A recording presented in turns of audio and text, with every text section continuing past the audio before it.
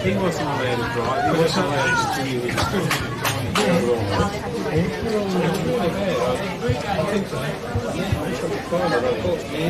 This is much better. Robert Williams, good on you, Michael.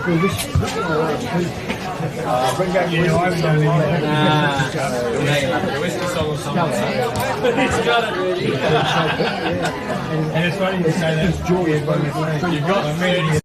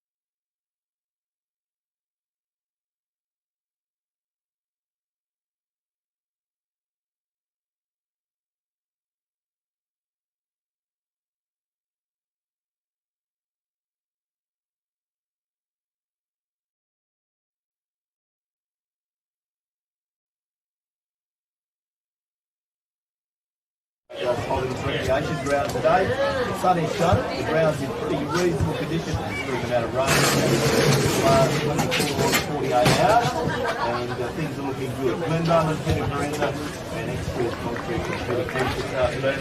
JJ player. In earlier games today, with thanks to Billy Ward and the City of Greater Jordan, I can tell you in the Colts, Mullawa through to a grand final. Mullawa 6-8-44, defeated Brigades 3-4-22. Towns, the top qualifiers, 9-7-61, defeated Chapman Valley 5-5-35. And in the women, Towns through to another grand final. Towns 13-12-90, defeated Brigades, no score. So next weekend, we can tell you in the grand final, which will be played at WA Country Builders Stadium next Saturday afternoon and Saturday morning. The Colts get underway at 9 o'clock. Railways play Mullawa. In the reserves, Railways take on Towns. In the women, Chapman Valley take on Towns. And we'll tell you at 5 o'clock this afternoon who will be playing Railways in the league grand final. Today, Chapman Valley are playing Brigades. Both sides have made a couple of changes. Chapman Valley have made 3 and Brigades have made 1 or 2. And both sides setting themselves up for a big day. And Peter, you've got the Brigades side in front of you. Okay, the Brigade side, and it reads from the back line. Clay Sipler, Joel Patrick and Jed Edwards. Halfbacks are Jordan O'Brien, Isaac Ronan and Jesse Castleton. The centre line comprises Caden Dan back into the lineup, Jack Deschamps and Adam Bradbury. The half-forward line, Mick Quick, Dylan Lucas and Keegan Cross. And the full-forward line, Hassan Ahmat Watkins, Dale Williamson at full-forward and Albie Dean in the other pocket. The first ruck comprises Hayden Johnson, Dylan Ralph and Daniel Leach. And the interchanges are Nathan Svensson, James Horseman, Ned Osborne, John Patrick and Graham Sandy. Okay, that's the Brigades lineup for today's game. Chapman Valley from the full-back line, Nick Mosley, Jaden Thompson and Tom Walker. Halfbacks, Ewan Whitley, Jaden Schofield, Kobe Simpson. Centre line of Mitchell Thompson, Ringo McKenna, and also Ryan Forrester. Half forwards, Bo Simpson, Cooper Omadai, and Ben O'Brien. Full forward line of Tom Waugh, Tyron Papertook, and Kane Simpson. First ruck, Daniel Bogono, Dylan Williamson, Kim Schofield. Interchange players, Michael Horseman, Jordan Gould, Ricky Whittaker and Jordan Logie. So that's the side for Chapman Valley and Brigades. And we bring in Peter Keefe now. Peter, this is going to be a really tough one to pick. My tipping hasn't been great in the AFL or the GNFL to this stage. So how do you see today's game? And it's great to see the sun out, a bit of blue sky, and we couldn't have asked for better conditions really at the moment. Yeah, thanks, Glenn. And Pete, how you go, mate? Well, the first thing is the ground's a lot better than I thought. I expected to come here and see a bit of a mud pit, but it's actually the sun's out. We've got a southerly. What would that be? 2 to 3 goal breeze, maybe? Possibly, yes. To the northern end. Yeah, very evenly matched sides, 2 good ruckmen, 2 good centre lines. I'm a little bit iffy about Chapman Valley's forward line. We need Tyrone Paper took out a quiet game last week. He needs to fire. Brigades are a bit more mature, perhaps, and bigger bodies, but time will tell. Like you said, 5 o'clock we'll know, Glenn. Hey, we certainly will. So a big day of footy, and it's great to see a reasonable crowd here as the crowd's building up as the day progresses. Of course, a big day in the Midwest with the Chapman Valley Show, which is certainly drawing a lot of people today. Been a pretty wet day out there over the last 48 hours till about 9 o'clock this morning. That had 40 mil out there, so a fairly wet day out in the Chapman Valley. Of course, we know that last weekend the Mullawa Show drew a big crowd, 3,000 people to the Mullawa Show, so it's good to see people out and about enjoying the sport and enjoying what goes on, and of course the footy as well, and also the shows. So plenty of reason to get excited this time of year. Peter Fiorenza, it's the best time of year seasonal wise, and it's good to see people starting to get out and about this time of year. Certainly is, Glenn. The rain probably is hanging around a bit longer than what it normally does here the last couple of days. Some big showers here in Geraldton, and let's hope that it hasn't affected the Chapman Valley Show too much. We know that the farmers go there as an annual event anyway, and then the local community always support it, so let's hope people get out to the show today. You and I would like to go, Glenn, but we are stuck here. But it's the lesser of two, the best of two worlds, I should say. We're trying to get the best of two worlds. We can't get that at the moment, but we're at one of them, and that is a football today here at the recreation ground. Both sides are warming up at each end of the ground. We've got to the southern end, the Brigade side, the northern end, the Chapman Valley side, and both these sides come into this game looking pretty even on paper, really. Yes, and we look at the umpires this afternoon. The same umpires we had in the first semi-final last Sunday at WA Country Builders Stadium. Umpires this afternoon, umpires Paul Luxton, Theo Bennett and Steve Pratt. And at this stage, I think they would be the red-hot favourites to get a grand final berth. If they umpire well today, I'm sure they will. And it'll be interesting to see how that plays out. Both sides played in the grand final this time last year, and Brigades, there's about 10 players left in that squad, and Chapman Valley, who won the grand final last year, there's about 10 players from that squad that is playing today. So interesting to see, because finals is a completely different thing. Chapman Valley have played Brigades 7 times in the last 18 months, and Chapman Valley have won on all occasions, but the more you win, the closer you are to losing, so it's going to be a big contest today as we see players in preparation. They're getting plenty of time to warm up with this gap in between the reserves and the league. Last night, Glenn was fortunate enough to be at the Rover Football Club to MC their champion, club champion night. Of course, the Penament Bursell Medal, and last night it was awarded to Jamie Geyer, who's had a terrific season and has been with the club for a little while now. He has, and Jamie played a lot of the season up forward this year, although he did have to go back later in the year. He did play up forward for something different, but he's a great young man who's put a lot back into that club. He's still very, very dedicated and very hard-working and much loved out there, isn't he? He certainly is, and it doesn't happen too often that a life member is announced at a footy club, and as you know, Glenn, that is a very special honour indeed, because you are a life member of both the league and the Chapman Valley Football Club. But last night,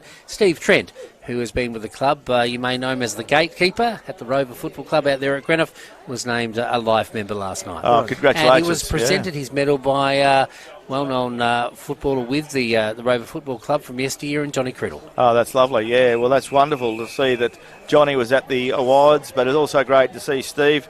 He's done a great power of work, and of course we're using the Steve Trent, or S. Trent, time clock here at the recreation ground today, so congratulations to Steve and his family, hard workers at that club for a long time now, and it's great to see a hard-working, behind-the-scenes type person getting rewarded for his club and taking out live membership, which makes it all so special. Yeah, certainly, and a great night, and thank you to the club for inviting me, and of course the new president out there at the Rover Football Club in Jim Green and his lovely wife Jodie. Okay, so Rovers have had their season come to an end. There'll be a lot of club wind-ups in the weeks to come, and of course one of these sides, Chapman Valley or Brigades, will hang up their boots for the season, as we've seen the toss of the coin. And no one wants to give away who won the toss. They both Ringo McKenna is the Chapman Valley captain, and Mick Quick is the captain, or co-captain, of the Brigade side. So we're seeing who won the toss, and we'll find out when they go to the positions by the look of it. But no one pointed anywhere, did they? It is an interesting time of year, Peter Keefe, because it's pretty handy, isn't it, come finals time. If you win the toss and you don't kick with the breeze, we did see it happen one year where they didn't kick with the toss, but for the majority, I'd kick with the toss every time. Yeah, I would, because if you're playing on a very good side, they can blow you out badly in the first. The game could be done by quarter time. The old cricket adage, isn't it? If you win the toss, you think about bowling, but you still bat. Yeah, that's right. And like here, it's a little bit different now because of the 6-6-6. In the old days, you could have had the forward line, then stack the shit out of your. Stack the hell out of your back line in the second quarter. So that's right. Just quickly, one thing about this game, I was talking to Corey Foote quickly before the game, and he agrees with me. Get the ball in at all costs. Don't have to be fancy, change the handballs. No. Get the ball. Doesn't need to be all pretty, does it? No, it doesn't. And the sort of the ground isn't in pristine condition, so I'd say Brigades may have won the toss because they're moving to the northern end, which is the Augusta Street end. Brigades won the toss and going with a 2-goal breeze. 2-goal breeze favouring the city end. So it's going to be a tight contest. They've both sides playing for their footy life, and the winner goes through to play Railways. And as I mentioned, for the season is over. So Brigades have made a couple of changes from their side that won against Towns. Chapman Valley have made about 3 changes from the side that lost against Railways last weekend. Railways through to a grand final, and they're through to the grand final in the Colts, the reserves and the league. And Chapman Valley women are through to a women's grand final. Umpires this afternoon, as I mentioned, the same umpires as we had in the first semi-final last Sunday. Umpires Paul Luxton, Theo Bennett and Stephen Pratt. This first term with thanks to Community Bank Geraldton and umpire Pratt about to get the game underway. Daniel Bogano doing the rucking for Chapman Valley. Gee, look at that centre square. It's packed with talent, Pete. Yeah, it is, absolutely. Every single player. Hayden Johnson doing the rucking for Brigades. And we've got Dylan Ralph and also Jack Deschamps in there for the Brigades side. And also Graham, another player in there for the Hawks. And away they go. Borgono gets the best of it. Ball comes to ground, goes the way of a Chapman Valley player. Couldn't get a handle on it. Pack develops, and umpire Pratt has no option but to come in and throw the ball up. The other Brigades player in there was Ned Osborne, who had a good game last week. He did. He's tagging Schofield, I'd say. The ball comes back in. Borgono gets the best of it. Goes the way of Ringo McKenna. Puts it on his left boot. Goes up forward, but only as far as Ronan. Ronan gets the ball clear. That's Isaac. Gets it out wide where he finds Jack Deschamps. Deschamps gets it on centre wing on the Francis Street side. And as we mentioned, Brigades going to the city end. Up goes the way of Ralph. In goes Simpson. Bo Simpson's there. Slaps it out. Ball running free on the Francis Street wing. Ball very close to the boundary line. And the Brigades player there in Nathan Svensson's keen to see the ball across the boundary line. This first term, with thanks to Community Bank Geraldton, we've played just under 50 seconds in the first term. A little bit of rain falling before the first bounce this afternoon, but good conditions as we speak. The breeze coming from a southerly direction, one of the real true southerlies that we've had so far this season, incidentally. The ball going the way of Quick now for Brigades. He sends it into the half-forward area. Up they go. Dylan couldn't take the mark. Goes away of Ahmad Watkins. He sends it into the square. The ball is ricocheted and slapped away. Goes away of Simpson now for... That is Chapman Valley. Finds McKenna outside the defensive arc. McKenna in front of the scoreboard with no score now. Nice chip kick. He finds a player in Schofield, Kim Schofield. They're expecting big things from him this afternoon. See, not a good kick. He sends it into the corridor, but goes away of Ralph now. Ralph for the Hawks. Gets it back from a teammate. Is pulled off the ball, brought to ground. The crowd go up in unison. The umpire lets the game trickle on till it forms a bit of a pack of players, and he brings it to a halt and grabs the ball to throw it up in the middle of the recreation ground. Game started at a good pace, good intensity. Borgono gets the best of it again. Comes to ground, right beautifully by Johnson. Got it out to Deschamps. Deschamps gets it up the forward line, going the way of Svensson. Svensson playing in the forward line the last couple of games. Gets it ball, whistle on play. Umpire says play on. Eventually comes out to the Brigade side. Svensson gets it up the ground and finds Hassan Ahmad Watkins. He's marked just in front of the Medak scoreboard. Unselfish play again from Dylan Ralph there, Pete. He certainly knows how to help set things up, doesn't he? And Watkins had a couple of possessions. It looks dangerous already. So just info, sorry, Glenn. That's Quickly, right. Kane Simpson's getting tagged by Isaac Ronan. My spies told me before the game, and it looks like Ned Osborne's on Jaden Schofield. So the ball with Hassan Ahmed Watkins. Hassan kicked 4 goals last week. Can he get his first on the board this afternoon and lift his confidence? Offside to 1 point only. And on the scoreboard for Medak this afternoon, Brigades draw first blood with 1 point on the scoreboard. Gentlemen, you heard earlier this morning Corey Foote, coach of Brigades, was saying about Dylan Ralph, how he's getting a lot of confidence with taking a little bit of control out there, Pete. Yeah, he's a great footballer. I know he's one of your favourites, Pete. You always loved him, didn't you? He's a great footballer. But he says he does a lot of talking and sets up a lot of the play. So. And also Mick Quick, the little general, he'd asked us to call him. Yeah. The ball coming out of defence now for Chapman Valley up. They go, no one can take the mark. Just outside the centre square, it comes in now, going the way of Schofield. That's Jaden Schofield. He gets it away to a teammate now. They play on, but that is a ill-directed handball. It's now picked up. Well, that player in Ralph quickly puts it onto his boot, just outside the square now, running into it to collect it is that player that puts it onto his boot, sends it inside the corridor, but the mark is taken by the defender for Chapman Valley. So Chapman Valley under siege a little bit early in this, the preliminary final. The ball going the way now of a couple of Royals players as they shuffle it around like a shuffling of cards. But it comes off hands now on the Francis Street side of the ground and over the boundary. And the player I was thinking of earlier on was Lucas. He's going to be important in this game, Glenn. Cooper Omadai, the player for Chapman Valley, getting a few possessions there, playing in defence today. Boundary umpire to put the ball back into play, about 50 metres around from the right point post, city end of the ground on the Francis Street side. Ball comes back into play. Borgono wins the ball forward. Both sides going at, as you'd expect, pretty hard.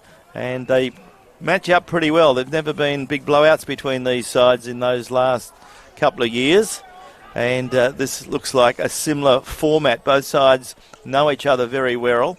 Ball thrown up. Once again, a pack develops. A player has the ball held to him, and the umpire will come and throw the ball up. Umpire Theo Bennett alongside Paul Luxton and Steve Pratt this afternoon for preliminary final day of 2025. Picked up by Brigades through quick.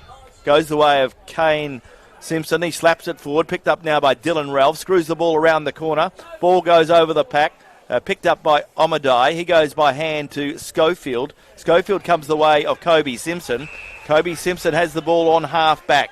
Looking up towards centre wing. Looking up there for Ricky Whittaker. He has 3 to beat. And the player gets caught in possession and didn't have the ball is Clay Sippler, who has taken the free kick on centre wing. Sippler just in front of our broadcast position for Radio Mama. A premiership player. He puts it inside the corridor. Players setting themselves. Up go a couple. Up into the air goes the player there in Jordan Logie. He couldn't take the mark for Chapman Valley. The ball goes to ground and another pack does develop. Just the 1 point on the scoreboard going the way of Brigades. Kicked toward the southern end. I should say northern end of the recreation ground with a 2-goal breeze at their back. The ball coming out of a pack now off the boot of Chapman Valley. Looking for that player in Simpson. That's the young one in Kane. He's unable to get any traction there. The ball goes inboard now. Bit of a tackle put on by the Chapman Valley player, but the umpire says no prior opportunity for Clay Sippler for Brigades, and he tosses the ball up once again. Knocked down by Borgono. Ringo's getting it. Goes away. Ringo McKenna, the captain, he sends it into the half-forward area. Can we see a goal opportunity coming up at Chapman Valley outside the forward 50 now? Players shuffling the ball amongst themselves. Goes away now of paper talk. He gives it away to that player in Schofield. Inside the corridor. Goes away of Jaden Schofield. He's got 2 to beat. Will he do it? The defence for Brigades working hard, going backward, then forward. And there is the player there in Edwards who does well in the end. Gets it to the outer side. The ball is with now Ralph. Ralph continues to go further afield to the Francis Street side of the ground, and he finds this player in Quick. Quick down that side of the ground. He finds the teammate there who played pretty good last week as well. He's at centre wing. He sends it inboard now. Up they go. Dylan Lucas tries to fist it away. He probably should have tried to take the mark. Goes over the boundary again on the Francis Street side, and we've thrown in. Has been a fairly open game so far. It's not a bit of contested ball, but has been fairly open. We thought today would be a hell of a lot of throws, but the ground conditions are better than we thought. So no, it's relatively open. Yeah, as you like to see, with both these sides liking the run and stun style of game. Ball coming inside the forward 50. And Chapman Valley, the recipients of a free kick. And Jordan Logie with the free kick. Caught the player in possession. Logie goes right across the face of goal. They don't mind doing that these days. Goes the way of Tom Walker. Walker goes to Omadai. Omadai in the back pocket. Goes up along the half-back flank. Finds the player there in Nick Mosley. Nick Mosley kicks it up towards centre wing. Finds Kane Simpson. Kane Simpson centres the ball, looking for Tommy Waugh. And finds that player. And Tommy Waugh has marked. Takes a good strong mark 50 metres from goal. Tommy Waugh goes back. Kicks in towards the forward pocket, looking for Kane Simpson. Ball running free. And the Brigades player in Jesse Castleton's keen to see the ball across the boundary line. We've played 8 minutes in this first term with thanks to Community Bank Geraldton. And you're tuned to Radio Mama, your home of GFL football. Glenn Barden, Peter Ferenza and Peter Keefe. Tommy Waugh, Peter Keefe, a bit underrated, don't you think? I think so. He's got a few skills, old Tommy. He certainly has, and that was a nice strong mark under duress as he ran into his opposite number. The ball coming out of a passage there, goes away of Schofield, cleverly onto his boot, inside the corridor. Taking the mark is Castleton. He gobbles it up as the defender in Castleton. Goes laterally now, finds Daniel Leach. Leach playing on and off the ball, but from a back pocket at the moment. He goes back across play and finds Dylan Ralph. Dylan Ralph racking up kicks early down the line and finds this player, and talking about the youngster in Isaac Ronan. 10:22 this week did Isaac Ronan. Seems like only yesterday that he made his debut. Finds the sanctuary of the boundary on this occasion, and the ball will be thrown in. The ball not far from the canteen area here at the recreation ground. Players setting themselves. Still the 1 point on the scoreboard, so scores are lacking at the moment as we head to the middle stages of the first term for Community Bank Geraldton. The ball goes away to Champ, that in turn goes to Ronan. He's pulled off the ball up into the air, but then again it's picked up, and this time by Svensson. Svensson onto his boot. He puts it into space. Ahmad Watkins can run onto it. Will the boundary come up? Ahmad Watkins makes sure that no one else gets it before it does, and it rolls over the white line. A couple of good matchups there. Omadei and Ahmad Watkins, similar sizes, and also Tommy Walker, who came in, Glenn, which we didn't think he was going to. So he was away for personal issues, but it's good to see that he's available. Certainly a big in for Chapman Valley. Ball comes the way of Mitchell Thompson after he received the slap down from Borgono. Ball goes up towards the forward line for Brigades. Back line for Chapman Valley. Picked out by Hassan Ahmad Watkins. Throws boot to ball, but Hassan on this occasion is well offline, out of bounds on the full. So the ball will be brought back into play. Time ticking by in this first term. And on the MEDAC scoreboard, we see Brigades are one behind, and we've spoke about it. The breeze looks like it's dropped off. There's hardly a breath of breeze looking at the windsock now, but we thought it was worth a goal to 2, but it doesn't actually look like it's worth anything with that windsock. Ball comes back into play now from Chapman Valley, looking there for McKenna. McKenna has the ball slapped away from him, ball running free. McKenna's in there, so too is Brigades through the boot of Sipler. Sipler shoots on goal, and he is offline. And on the MEDAC scoreboard, Brigades go to 2 behind. So lead Chapman Valley yet to score. 10.5 minutes gone on the Ez Trent time clock here at the recreation ground. Preliminary final day. Reasonable crowd in attendance. Who will play Railways next week? We'll find out in about 100 minutes' time. The ball coming out of defence from Simpson now. That's Bo Simpson. Oh gee. It was an ill-directed kick. Goes the way of that player, and we're talking about Ewan Wetley. They've given away a free kick. The player grabbed him. That was Dylan Lucas. Yeah, Dylan Lucas came in and grabbed Whiteley. Luckily enough for Whiteley, he's a recipient of a free kick. So, gee, that was a bit of a error there by Simpson. Well, he could have doubled it up. Whiteley probably should have gobbled it up, but he was under duress somewhat when he went to take the mark. So, Simpson, bit of a Groundhog Day moment here. He puts it onto his boot. He sends it out toward the scoreboard, I should say, toward the grandstand. And Ronan's come down the ground and takes the mark, and he'll send it back. This time to the guys of Daniel Leach. Doesn't meet the intended target. Goes to ground. To Champ wearing the long sleeves this afternoon. Puts it onto his boot into the full foot area. Goes the way of a player that off the 50-cent piece tries to play on in Caden Dan. but he goes across the face of goal. He had plenty of time, did Dan, but he had a rush of blood. He goes through for the minor score. Yeah, Chapman Valley would be lucky that Brigades aren't slowing down a bit. Brigades are taking their shots a little bit under pressure, more pressure than perhaps they are. They probably should have got a couple of goals on the board by now. They haven't. They've got 3 behinds on the mid-act scoreboard. Ball now with Chapman Valley through Kim Schofield. Goes the way of Thompson. Thompson kicks it forward, but only as far as Brigades. Brigades clear the ball, or do they? Play on's the call. Comes out the way to Lucas. Comes the way of Sandy. Sandy kicks it up towards half forward and finds Hassan Ahmad Watkins. And Hassan's had a sighter now, so he is in a good spot. He's 40 metres out, directly in front, and has an opportunity to bring the first score up, major sense, for the Brigade side. Pete, the Hawks probably putting it together just a little bit better at the moment. Here they are. This is 4th possession, Matt Watkins. So, for a full forward pocket, whatever he's playing at the moment, it's pretty handy. So Hassan Ahmad Watkins, he kicked 4 goals last week, lining up for his first goal this afternoon. Looks pretty good off the boot. Goal umpire signals all clear. And on the mid-act scoreboard, Brigades away to a very good start with a 1-goal, 3 score. They lead Chapman Valley yet to score. We're in the middle stages of this first term with thanks to Community Bank Geraldton. And certainly Brigades have had the ball in their forward 50, a little bit more than Chapman Valley. The breeze has picked up again now, so it is worth a couple of goals looking at the windsock, but it seems to fluctuate a bit. Dylan Ralph and both he and Daniel Leach getting a lot of loose kicks at the moment too, Peter. And Isaac Ronan's had 5. Dylan Ralph 6. Duchamp is an underrated player, isn't he, Peter? He gets a lot of football. And he's wearing the long sleeves today, so look out. The ball back in the middle now. The last goal scored by Brigades. It is the only goal scored this afternoon so far in the preliminary final. This quarter brought to you by Community Bank Geraldton. Thank you for all your support again in season 2025 on Radio Mama, the home of GNFL football. The ball out of the middle from Johnson goes away of Ralph on this occasion. He's forced to put it onto his boot, puts it out into space there. There's green grass, but he can't collect it. Goes away of a couple of players. Ralph runs onto it himself, but he goes away of the boundary now, and it is on the Francis Street side and be thrown in. Ball to be brought back into play as we enjoy the sun and a reasonable crowd here for preliminary final day for the GNFL Freemasons Hotel Premiership season.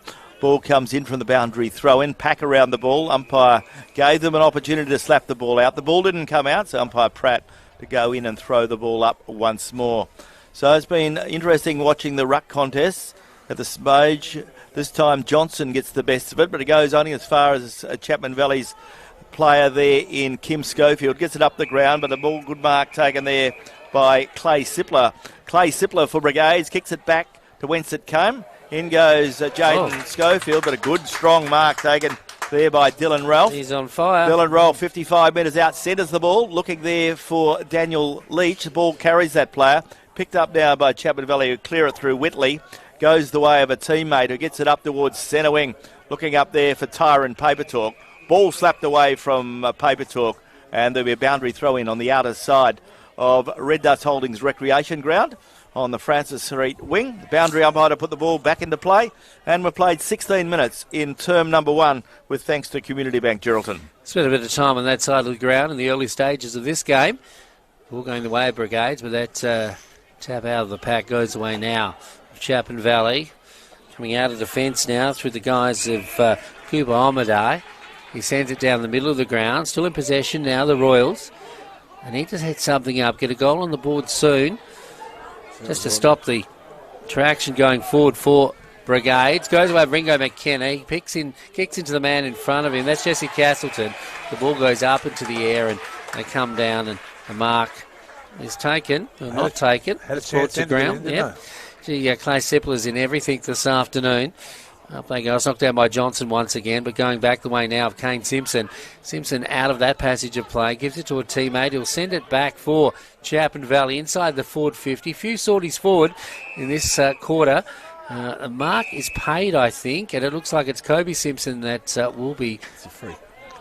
No, Kobe Simpson's on the ground. A free kick will go the way of Brigades. It's Jesse Castleton. I thought that might have been going the other way. Castleton over to Sippler. These two hombres have played a few games together. Sends it out to this fella, Daniel Leach. Daniel Leach. Oh. Been told by his coach that he nearly works 6 to 7 days a week, so he's pretty tired once he gets to game day, but today he's showing what he can do, does Leach. He has another opportunity now. Gets it to Sipler. Sipler now gets it to Ralph. Ralph on the outer side to Mick Quick. Down the Francis Street wing they go, but the ball is sent inboard, and it's marked by Jaden Schofield. Jaden Schofield lets the pressure off. Comes with a short pass to Kane Simpson. He runs across the ground, then centres the ball, finds Mick Horseman. Michael Horseman in the centre of the ground, looking for some movement. Goes with a short pass, finds Mitchell Thompson. Thompson with another short pass, looking for Ryan Forrester. Forrester turns himself around, then gets a kick up towards half forward. Pack into the air, goes the way of Castleton. Castleton kicks it back to whence it came. In goes the big player in Dale Williamson. Williamson takes a good strong mark. Dale Williamson runs on now, kicks it up towards half forward. But in goes Jaden Schofield. Ball slapped away him by Lucas. Goes the way of Ralph. Goes by hand to the young Brigades player in James Horseman. And he goes with a short pass and gets a good pass there and a good mark taken by the Brigades player, who takes a good strong mark. And Jack Deschamps is that player. And Jack Deschamps is 35 metres out, directly in front. We've got a legend up here having a bit of opinion on the outside the box here. Hello, Joel. How you going, mate? How do you say? So Jack Deschamps having an opportunity to get the second goal on the board for Brigades, and this will be a red-hot start for the Hawks if he gets it on the board. So Jack Deschamps playing in the midfield, going up forward and taking a very strong mark there. So Deschamps sets sail for home. Looks pretty good off the boot. And on the Medac scoreboard, it is Brigades 2 goals, 3-14. And 2 goal 15, I should say. And a good effort there from Jack Deschamps. For those people that don't know, you're talking about Shane Ronan, one of the great players for the Great Northern Football League. 300 gamer. He's a life member of the Great Northern Football League. Son's going very well as well. Glenn Barton has actually called him in a few more games than he actually played as well. That's right. He certainly has left an impact, yes. And left an impact here on our broadcast box, that's for sure. The probably 10 or 12 forward 50 ins to to Brigades versus 2 or 3 to Chapman Valley, so they've had the ball there enough. They probably should have kicked Brigades are steadily getting on top. The Valley need to stop the trend, that's for sure. I don't know how they're going to do it, Pete. Their avenues forward are very few. This bloke, he's cat amongst the pigeons today. Daniel Leach puts it onto his boot, working into the middle of a back pocket, and he certainly is the equation that I don't think Chapman Valley would have been expecting today. He's been playing a bit part up until now this season. He's been overseas in Europe in recent weeks and probably just starting to get his mojo back. Played good football on his day. He played for Subiaco. He's no mug. He's played in a couple of premierships in recent years for Panthers over there in Kalgoorlie as well. So he's a good player as Daniel Leach. The ball coming out of a passage of play, going the way now of Caden Dan. He goes around a couple of players, puts it onto his boots, ends it inboard there, but there he is. That's a Simpson to take the mark. That's Kobe Simpson. In fact, it's his brother. He gets it out to the outer side now. Coming in is Ringo McKenna. Ringo McKenna backward to centre square, the captain. He's trying to look for options up forward. There aren't too many of them at this point. That's why this player's had to come down the ground, paper talk, to try and get a touch of the ball. He corrals it as it goes over the boundary. Yeah, the breeze blowing across the ground and certainly spending a lot of time on the Francis Street side. Ball to be thrown back in. Heading towards, we're into time on now. So Chapman Valley, if they could keep Brigades to where they are, they'd be reasonably satisfied because the breeze is at their back. But Brigades have another opportunity now as the ball comes through. Goes from Ralph, goes up towards the player there, and Hassan Ahmed Watkins. And Hassan has taken another very good mark. And once again, he's 40 metres out from goal on a 45-degree angle. I suppose one of the things you notice about a good player, and we're talking about Ralph again, I know I talk about him a lot, but he was under a lot of pressure there, but his still disposal was fantastic. Absolutely. He's 11 possessions, Pete, first quarter, so I'm going to need some more paper. Yes, he certainly started well. So has Hassan. Hassan Ahmed Watkins lining up for another goal. He's kicked a point, but can he kick another goal? That'll be his second of the afternoon, but the ball fades away to the right-hand side. 1 point only on the Medac scoreboard. So we see Brigades, 2 goals, 4. That is 16. They leave Chapman Valley yet to open their account. Chapman Valley haven't been into their forward 50 once in this first quarter. So they have started pretty steadily. But, the breeze is at Brigades back. And they probably haven't got value for effort. The fact they've been in the forward 50 more times than the scoreboard reflects. But Brigades still have an opportunity. Ball now comes the way now of the player. And picked up by Brigades, who get a handball away. Goes the way as Fenson. Good tackle. And he is caught in possession. Good tackle put on him by Williamson. His eyes lit up. The backman thought he was going to get a goal. But Dylan Williamson stood up and got the mark, or got the tackle. But there's the siren, a very short quarter, 22 and a half minutes played in this first term, with thanks to Community Bank Geraldton. And at quarter time, Brigades on pretty good terms with themselves on the Medac scoreboard. Brigades are 2 goals for 16. They lead Chapman Valley, yet to open their account. And you're tuned to Radio Mama, your home of GNFL football. Our Drennan O'Malley Motors GNFL Game Day is brought to you by Community Bank Geraldton, who have been serving the community for over 13 years. On your home of GNFL football, Radio Mama.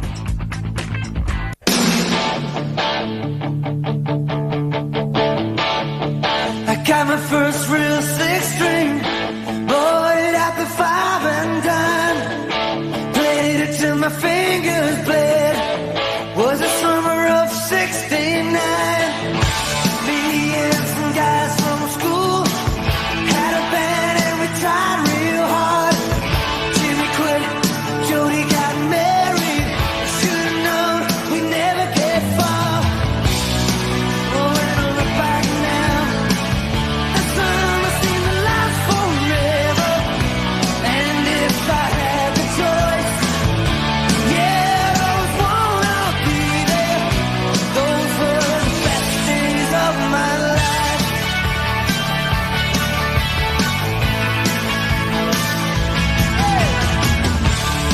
Ain't no use in complaining when you got a job to do. Spend my evenings down at the drive-in, and that's when I met you, yeah. Standing on your mama's porch, you told me that you'd wait forever. Oh, when you held my hand, I knew that it was now or never. Those were the best days of my life. Oh yeah, back in the summer of 69.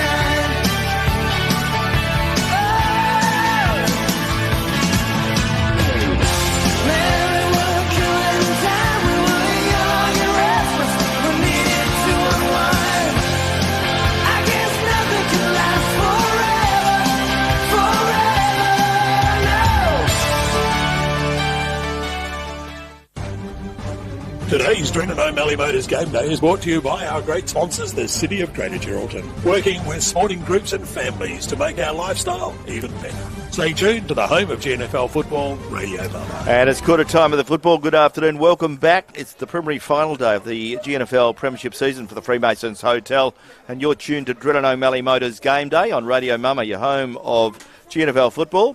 Coming from the recreation ground today, Glenn Bunn, Peter Frenza and Peter Keefe. And our quarter-by-quarter summaries with thanks to the City of Greater Geraldton and Kirralie War, the member for Geraldton. Brigades have had 2 goal scorers. Hassan Ahmed Watkins has kicked 1. Jack Deschamps has kicked 1. Chapman Valley haven't got a goal scorer yet. To tell us about what he thought of the first quarter and where to from here, Peter Keefe. Yeah, Glenn probably got out of jail a little bit, Chapman Valley. It could have been 4-2 quite easily. Ahmed Watkins looks like he's on song. He's missed a few, but he's had a few shots. Dylan Ralph's dominated. He's had 11 possessions. Deschamps had 5. Leach and Quick have had 4. Those, just those steady, mature type players. Pete, that maturity is starting to show up. There's a little bit older type players. For the Valley, the same old names: Ringo McKenna, Jaden Schofield, Mitch Thompson, and Kim Schofield. But we need to see Glenn, the forward line, fire for Chapman Valley now. If they don't fire, I think they're in trouble. Yeah, so the ball returns to the centre. The Chapman Valley coach has said his piece. And Jaden Schofield returns to his position as the Brigades players and their supporters do after the quarter-time break. Pretty handy crowd here for preliminary final day. An important game. The winner gets a chance to take on Railways, the red-hot favourites, next week. And, of course, the loser gets to have a mad Sunday and probably into Monday. That's what they have Umpire Theo Bennett about to get this second term underway. The second term with thanks to Melissa Price, the member for Durack, and looking forward to a big contest. And as Peter Keefe mentioned, it'll be very much to see if Chapman Valley can work their way back into the game. Breeze is fluctuating. It's favouring the city end, and we're underway in this second term as the umpire puts the ball into the air, and they go at it again. Borgono gets the ball forward, goes the way of Jack Deschamps. Deschamps flips over. Ball comes out, goes the way of Ralph. Another possession. Kicks it up towards half forward. Looking up there. Nick Mosley's there under pressure from Keegan Cross. Keegan Cross tries to get the ball up. He does so now. And umpire Bennett said he had no prior opportunity, and the ball will be thrown up on the backward side of the square. This quarter brought to you by Melissa Price, the member for Durack. Good afternoon, Melissa and Brad. We'll be listening in intently to the preliminary final this afternoon. Dylan Ralph gets it into space. Edwards tries to run onto it, unlucky. Goes backwards now to Johnson. Johnson to Deschamps. Deschamps for Brigades just outside the forward 50. A tricky kick inside the corridor. It's picked up by Williamson. He's not quick enough to turn around. He's almost like the Queen Mary, but he loses possession now. The ball goes away of Simpson.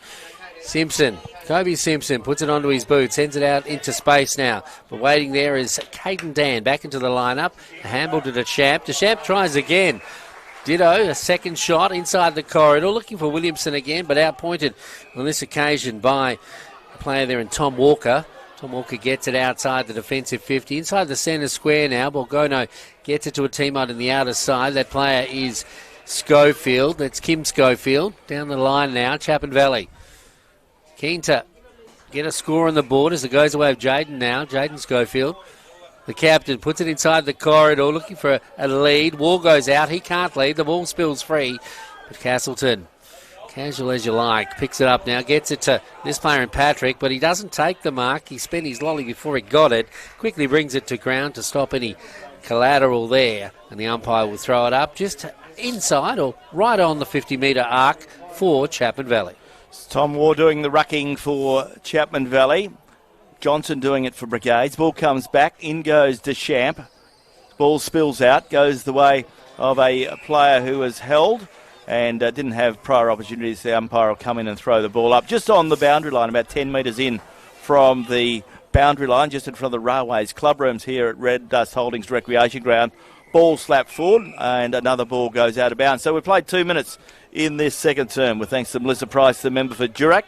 And on the snap action scoreboard, Brigade still 2-4-16. Chapman Valley yet to open their account. They have the Breeze at their back in this second term. So it's an important term for them. Can they get back into the contest? Although there's not a lot on the scoreboard at the moment, they probably are fortunate, as Peter Keefe said, that the Brigades were a little bit wayward, wasted a couple of opportunities in that first term. Ball goes up and the ball comes to ground. Goes the way of Bo Simpson. He tries to put a handle on it. Ball socket forward by Caden Dan. Goes out of bounds and the ball will be thrown back in. We spoke this morning, Glenn and Pete, about the bottom 6 or 8 of the valley. They need to lift. You can't expect Ringo and the Schofield boys to get you there every week. You know, bottom half players, second tier players have to lift. Ball coming in now from below the historic grandstand here at the recreation ground. Over the back, there he goes, Dylan Ralph. He gets it on the first bounce onto his boot inside the forward 50 or just outside. It drops, going back the way of Williamson now. In comes Lucas. He tries to toe poke it, but he doesn't connect. The ball going back the way of the Valley now. Then they turn it around in the middle of the ground. It's Bo Simpson that takes the mark. He looks around for movement upfield. Eventually puts it onto his boot, but the mark is taken by Castleton. Rocket Gibraltar in defence, Castleton. He goes laterally back out toward our broadcast position here this afternoon. Up go a couple of players for Chapman Valley. Couldn't take the mark, but there's Bo Simpson again. Bit of a purple patch for Simpson as he sends it inboard, but there he is. Big Johnson, the ruckman, caught it. 6s and 7s. It's a free kick, I think, and it's going to go the way of Bo Simpson. Bo Simpson playing very well. Gets it up towards the big man and Daniel Borgono. Johnson tried to break he's a rolled tackle. the dice a bit, hasn't he, Coach Schofield, putting Simpson in the middle now, Glenn? That's right. So the ball with Borgono. He's a very good kicker of the football, and he's 45 metres out. On a 45-degree angle on the left half forward flank. So let's see how he goes. Can Chapman Valley get the first score on the board? and to give them a bit of a lift. 4 minutes gone in their second term. He lets sail with a big kick. It goes towards goal. Goal umpire signals all clear. That's important. And Borgono has kicked a magnificent goal to crank them up on the snap action scoreboard. Chapman Valley go to 1 goal. They trail Brigades 2-4. As you said, Peter, Bo Simpson's given them that spark. They brought him in the centre, and he's given them, the last 3 or 4 minutes, he's now at 8 possessions. Yeah, masterstroke by Schofield there. Let's hope it pays more dividends than that, because they certainly are still behind the 8 ball here at the recreation ground. Brigades 2-4 lead Chapman Valley the 1 straight goal, and they've just scored that in the early stages of the second term. This is Radio Mama, the home of GNFL football. Don't forget the Gerald Hotel is a great place to meet after the footy or late at night at Bob's Bar. It's a regular haunt for the few musos getting together there on a regular basis as well. Bob's Bar, you'll find it in the Gerald Hotel right in the centre of Geraldton. The ball coming back now to the middle of the ground. Gee, that's an important goal to say the least by Chapman Valley, and a great goal by the big ruckman Borgono. Coming back into the side after a couple of weeks out. The ball goes up and it's won. Well, who got that? Johnson tipped it away. Goes back the way of Deschamps now. Deschamps into the full forward area. Gee, a nice mark. A courageous mark taken by Nathan Svensson. Svensson now. He sees the lead in the middle of the ground. Running through is Ahmet Watkins. And gee, that was great stuff by both Svensson and Ahmet Watkins. He plays on now to Keegan Cross.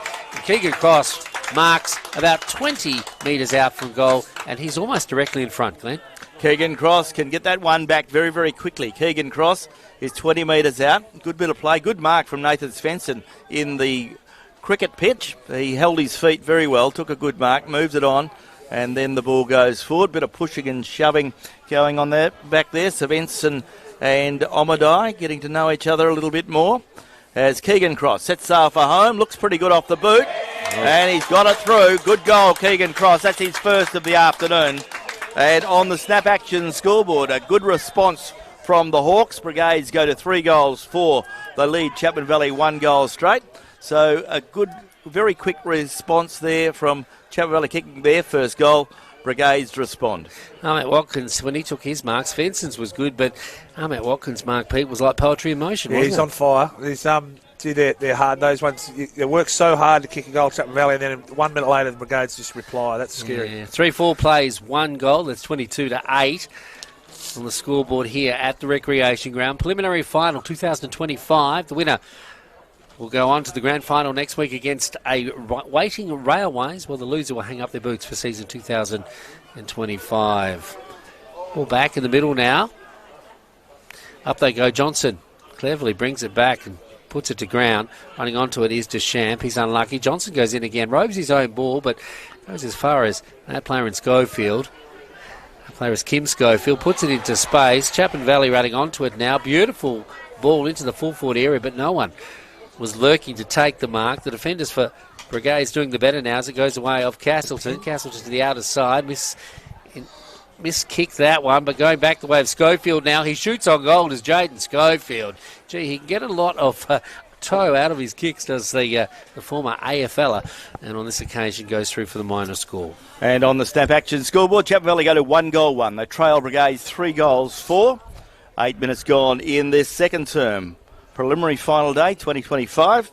Doing it this quarter for Melissa Price, the member for Durack, as Clay Sippler brings the ball in for the Hawks, goes out to the Francis Street side, looking out there for Dylan Ralph. Umpire says play on, goes back to Ralph, who recovers well, gets it forward, but in goes Kim Schofield now, very close to the boundary line, gives it away to Michael Horseman. Horseman gets the kick forward, goes the way now of Brigades, and Brigades have it with Caden Dan on the half-back flank. Caden Dan draws a player, gets a handball out, goes the way of Nathan Svensson. Svensson kicks it up the ground, looking up there for the player in Nick Mosley, but he's caught in possession. The free kick goes the way of the player there in Sandy. He kicks the ball back to whence it come, back into the air. Ball spills the ground, picked up by Schofield. Kim Schofield kicks it up towards Jaden Schofield. Almost a good mark, but well rowed by Dan. Dan kicks it across the face of goal, but he's picked out Ronan, and Ronan can clear the day for the Hawks. Turning into a reliable defender for Brigades is Ronan, the player running over the mark. Sees Ronan get a 50-metre penalty his way, so he'll come right down the ground, just inside the centre square when he gets onto this one. Ronan, a short kick inboard and finds Ralph. He's everywhere this afternoon. Where's Wally? Where's Ralph? He sends it into the half-forward area, full-forward area I should say. Goes the way now of a player in Dylan Lucas, who tries to get it onto his boot, is unsuccessful. The defenders for Chapman Valley make sure that they take it over the line for just the minor score. Scoreboard kicks over for Brigades on the snap action scoreboard. And we see Brigades are 3 goals, 5. They lead Chapman Valley 1 goal, 1. Chapman Valley have the ball on half back through Bo Simpson. He's had a very good quarter, gets it up the ground, finds Ben O'Brien, feeds it out towards the player there in McKenna. Ball carries the player, picked up now by Schofield. It goes back towards his teammate in McKenna. McKenna kicks it up towards half forward. And there's Daniel Borgono again. And Daniel Borgono is 45 metres out directly in front. We saw him kick a goal in the last few minutes. The kick start Chapman Valley's run on the scoreboard. Can he get his second of the quarter and draw the margin back somewhat? 23 points are Brigades, 7 points at Chapman Valley. And Daniel Borgono to shoot on goal, kicking to the city end. Kick looks pretty good, but not good enough. It fades away to 1 point on the left-hand side. Chapman Valley are 1-2-8. They trail Brigades 3-5-23. Glenn, they've swung Borgono forward and Jaden Schofield and Ringo McKenna because they were a little bit light. And if Tyron Papertalk is playing on a good player, if he's quiet, they're going to have to do something, aren't they? Brigades out of trouble briefly. They get it up towards the half-forward line or the half-back line. And the ball goes across the boundary line. Another boundary throw-in on the outer side of Red Dust Holdings Recreation Ground. Sun is shining. Beautiful day for football. And the ground, although we've had probably 30 to 35 mil of rain since yesterday, ground's holding up pretty well. Ball coming in now from the Francis Street side. Up they go. It's knocked down by the ruckman for Chapman Valley. Goes to ground. Off the boot, though, of a Royals player. Searching for the goal square, but comes off the defender's hands and over the boundary.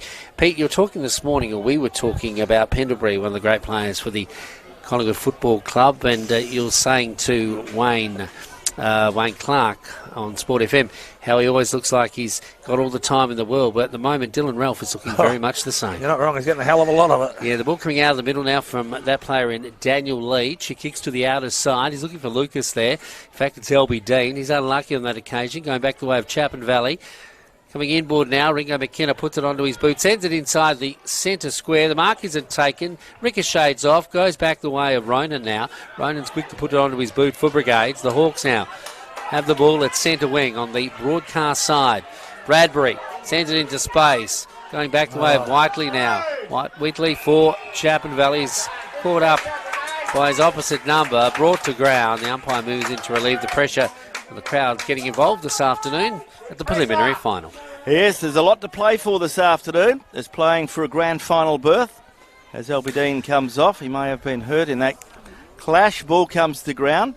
Goes the way of Nathan Svensson. Screws the ball around the corner, looking for Hassan. Hassan feeds it out, finds Ralph. Ralph does well, uses his spur after burners, but he turned the ball over on that occasion. And Chapman Valley clean up, and they have it with Ben O'Brien on the centre of the ground. Ben O'Brien right in the middle of the ground, sizing up his options. He kicks to the Francis Street side.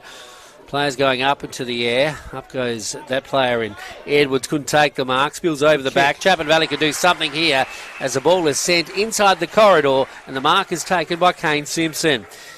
Now, good little pass there from Jaden Schofield, as always. It was always just clever. Quick to cut above, aren't they? Dylan Ralph and Jaden Schofield, just that extra cut above. Oh, they certainly are, Pete. Special comments from Peter Bucket Keefe, premiership player and JJ Clue medalist, here this afternoon on Radio Mama. Kane Simpson. A goal here would make things a little bit better for this competition or contest this afternoon. And he doesn't let his side down. Kane Simpson puts it through the middle. That sees Chapman Valley go to 2-2. And they trail Brigades 3 goals, 5. Yeah, we see the breeze must be having some impact because we've seen it very hard to get the ball up the other end. But I guess Chapman Valley's work rate has improved somewhat. But it's good to see Kane Simpson on the board. He's been lurking, but hasn't had a lot of the play as of yet. But Jaden Schofield working his way into it. Borgono, you like that idea, Peter Keefe, bringing him up forward and giving him something? He's going to have a rest because they're a little bit lopsided. If Tai Papertalk doesn't play well, they battle to kick goals. So you've got Jaden Schofield, proven goal kicker, and Borgogno. So you have got options. Michael Horseman doing the rucking when Borgono's up forward. So they're lucky to have Michael Horseman to help out up against the more experienced and larger Hayden Johnson. But up they go. Johnson has the best of it. Goes the way of Brigades. Get a handball forward. Ball on the ground. Pack around the ball. Umpire Theo Bennett has no option to come in and bounce the ball again. 15 minutes gone in this second term for Melissa Price, the member for Durack on Radio Mama, your home of GNFL footy. Up they go again. The ball goes to ground. Daniel Leach trying to put a tight tackle on his good mate. And that is, of course, Kim Schofield. They spent a lot of time growing up. He went to kindy together, I think, both those boys. The ball coming out of a passage of play there. Going back the way of Johnson. Johnson brings it out now. Caden Dan. Back in the lineup today. An important inclusion. He sends it inside the forward 50 for Brigades. But it comes back out again to the guys of that player in Simpson. That's Kobe Simpson. Into space. But now there he is again. Ralph cleverly thinks. Gets it over to Deschamps. Down the line, and there he is. The big man puts his arms up, and Williamson takes the mark.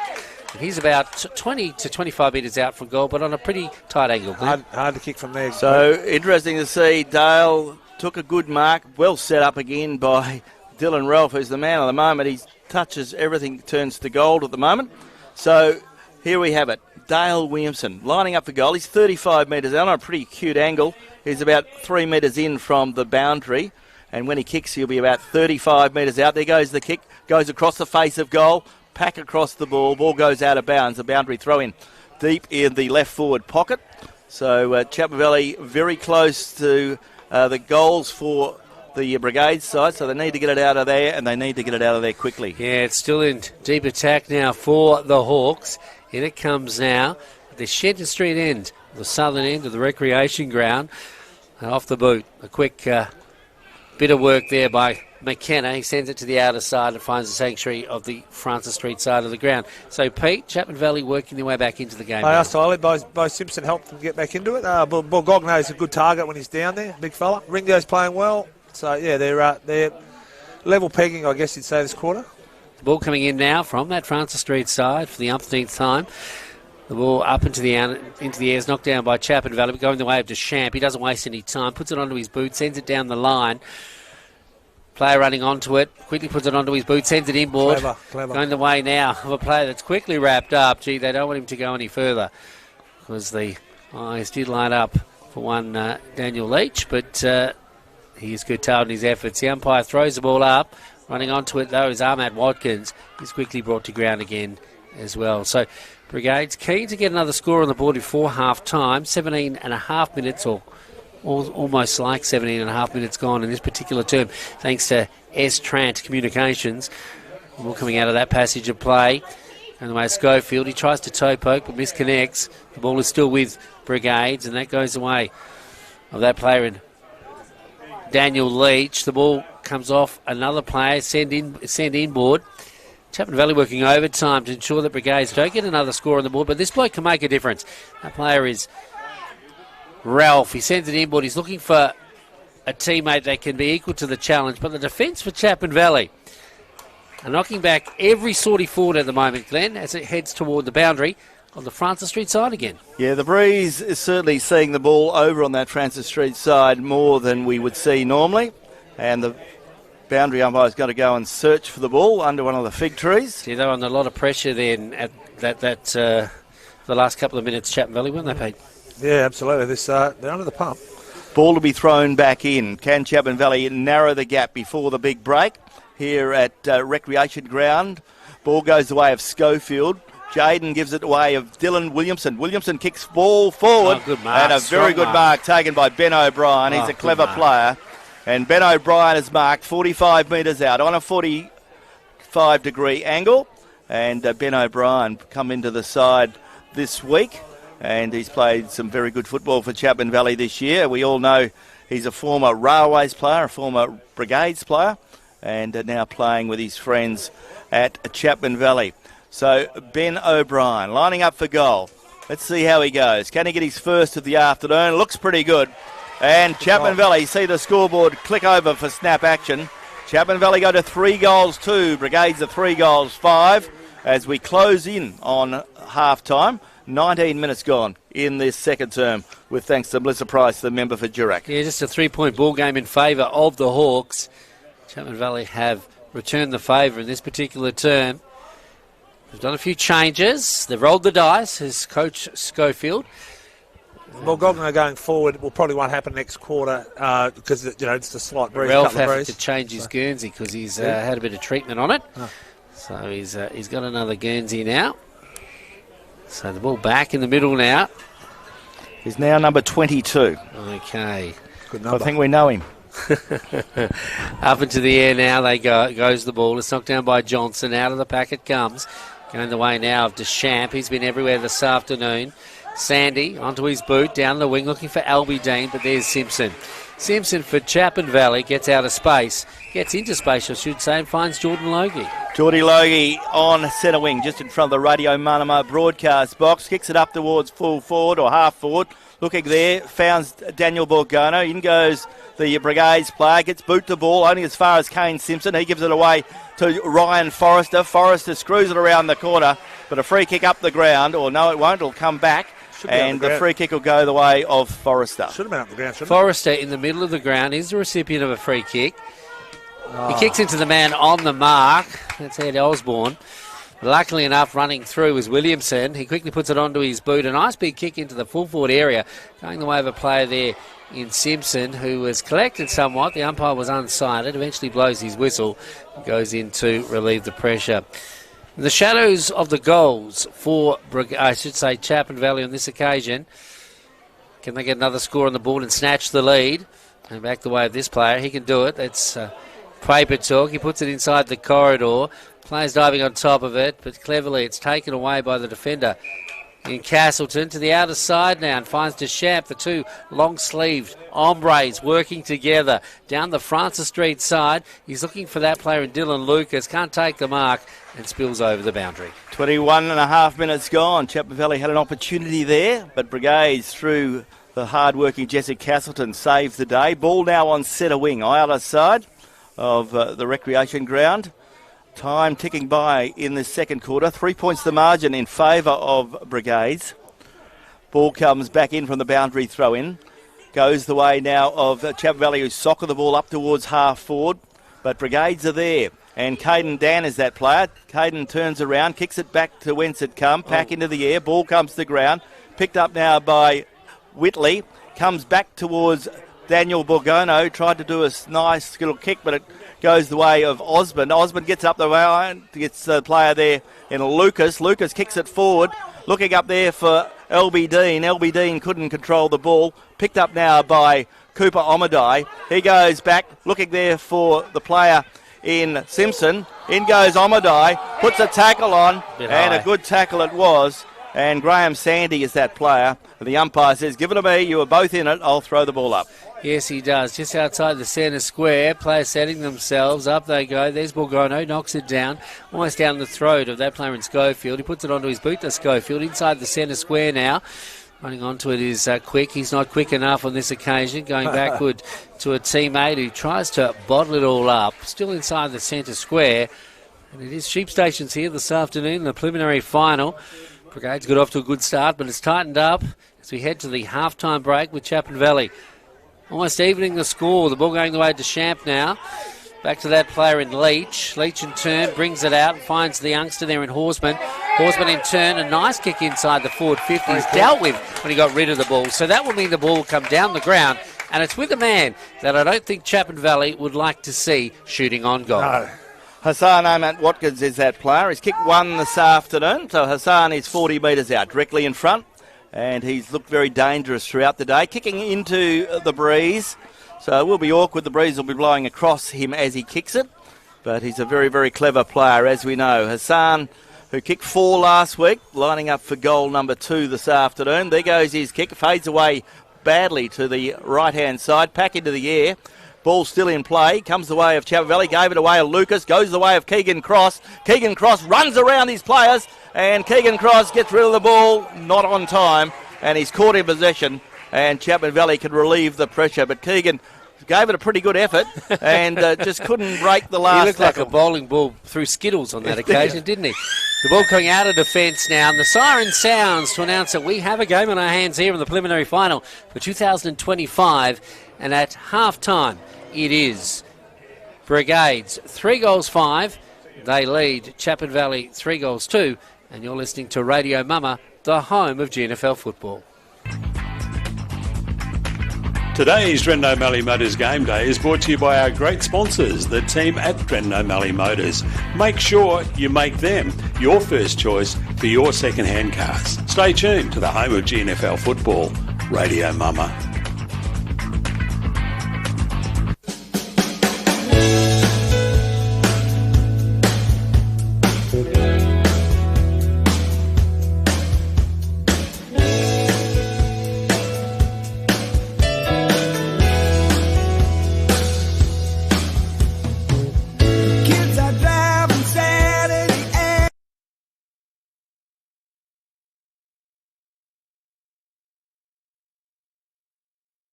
In quarter number 1.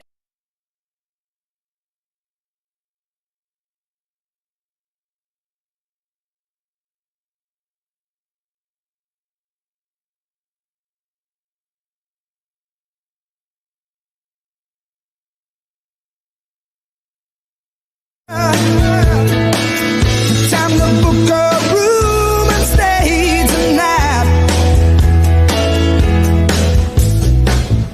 Number one is to find.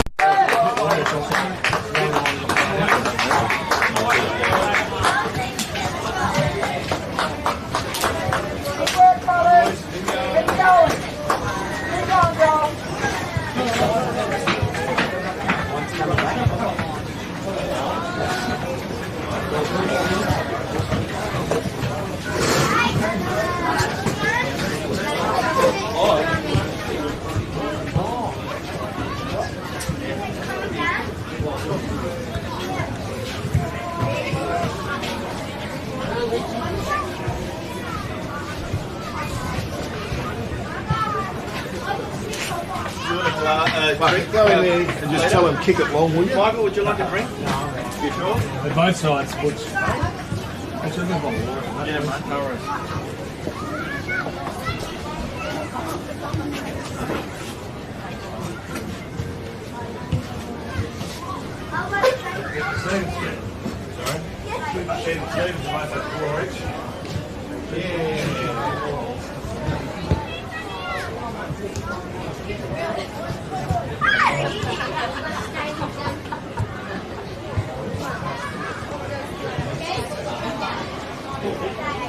Ducked and dived and dived and ducked and then, oh, I've lost it. No, ducked and dived and dived and ducked and, oh, I've lost it. Yeah, exactly.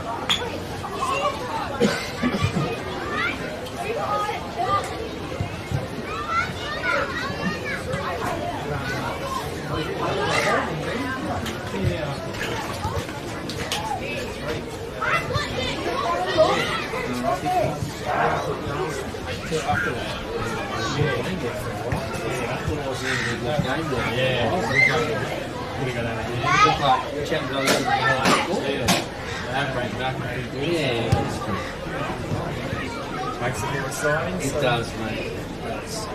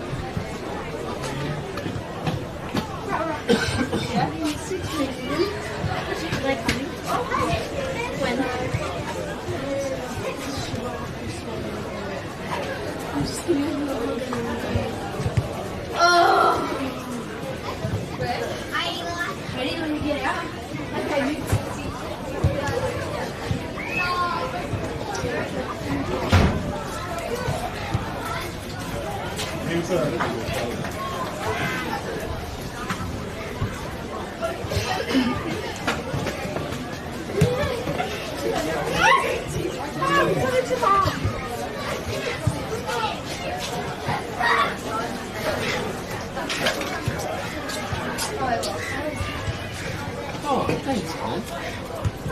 You didn't have to do that.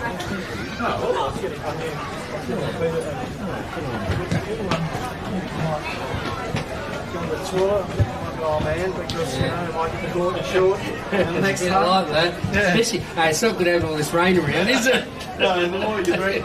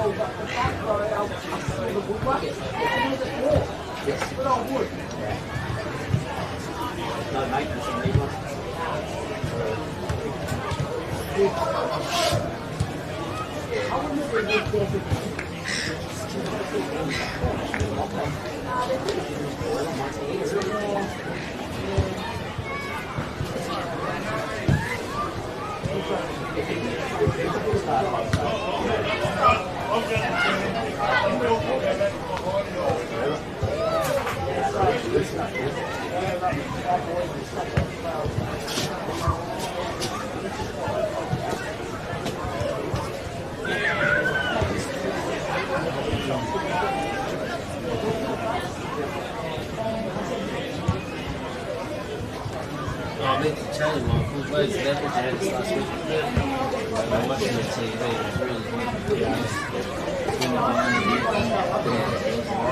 Some of those things because even on the TV, you can always turn it up, you know what I mean? Yeah, it's better than peeking out. Yeah. Must tell Matty that too. Last time he did it, he pushed up and he said, oh, how's that? He said, oh, I was getting, I thought it was a bit loud, use weren't loud enough, but I said, no, just leave it, really right. Let him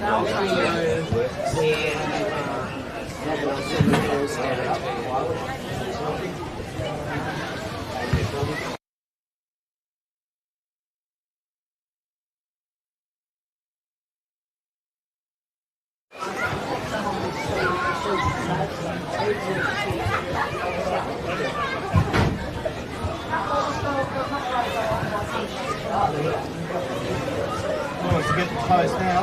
Hawthorn are only a goal up. Oh, come on, furious.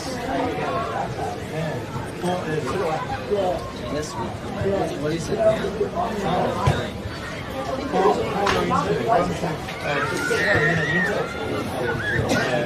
well, that's plenty of time for him to get in. Oh, it's going now.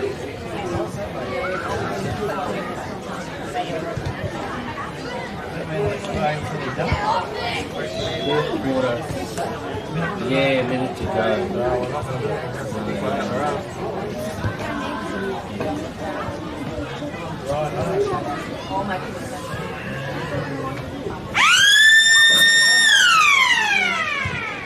Okay, Michael, when you get a chance.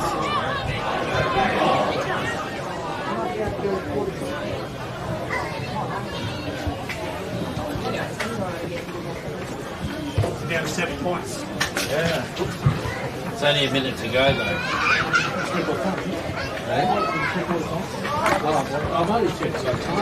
And tomorrow. Stay tuned to the home of GNFL football, Radio Mama. And a very good afternoon. Welcome back. It's half-time at the football. Preliminary final day of the Freemasons Hotel GNFL Premiership season. And you're on Drin and O'Malley Motors Game Day. Radio Mama, your home of local GNFL footy. Coming live from Red Dust Holdings Recreation Ground. A half-time summary with thanks to the City of Greater Geraldton and Kirrily War, the member for Geraldton. Goal scorers for Brigades, Hassan Ahmed Watkins has kicked 1, Jack Deschamps 1 and Keegan Cross 1. For Chapman Valley, Daniel Borgono, Kane Simpson and Ben O'Brien 1 apiece. For his thoughts on the first half, what may happen from here, Peter Keefe, a very entertaining game of footy. Has been, yes. Sort of Chapman Valley were sort of better in that quarter. Brigades probably should have kicked another 1 or 2 perhaps in the first quarter. Bo Simpson's spark, I think, Peter and Glenn, was the thing that got Chapman Valley going a bit. And Borgogno as a key target because Tyrone Pobertalk's been quiet. Best players so far, Dylan Ralph's had 19 possessions, been on fire everywhere and used the ball really well. Deschamps with 11. Watkins has been very important, swinging through the full forward, half forward, and went into centre a couple of times. He's had 9 possessions, probably should have kicked 3 goals by now. And Daniel Leach, who's we said is a good footballer, has had 10 possessions. He's been a good link man as well as Mick Quick for Chapman Valley. Ringo has 12 possessions, Jaden 10, Kimmy Schofield 12. Borgogno's been handy. And, sorry, who's that one? Just missed one. Bo Simpson's had 11, and Bo Simpson's probably been the best player for Chapman Valley. Okay, in earlier games today, we can tell you in the Colts, Mullawar are through to a grand final against Railways. Mullawar 6-8-44, defeated Brigades 3-4-22. In the reserves, Towns are through to a grand final against Railways. Towns 9-7-61, defeated Chapman Valley 5-5-35. In the women, Towns are through to a grand final against Chapman Valley. Towns 13-12-90, defeated Brigades, no score. And we're about to head into the third quarter, all go. And of course, this is the premiership quarter.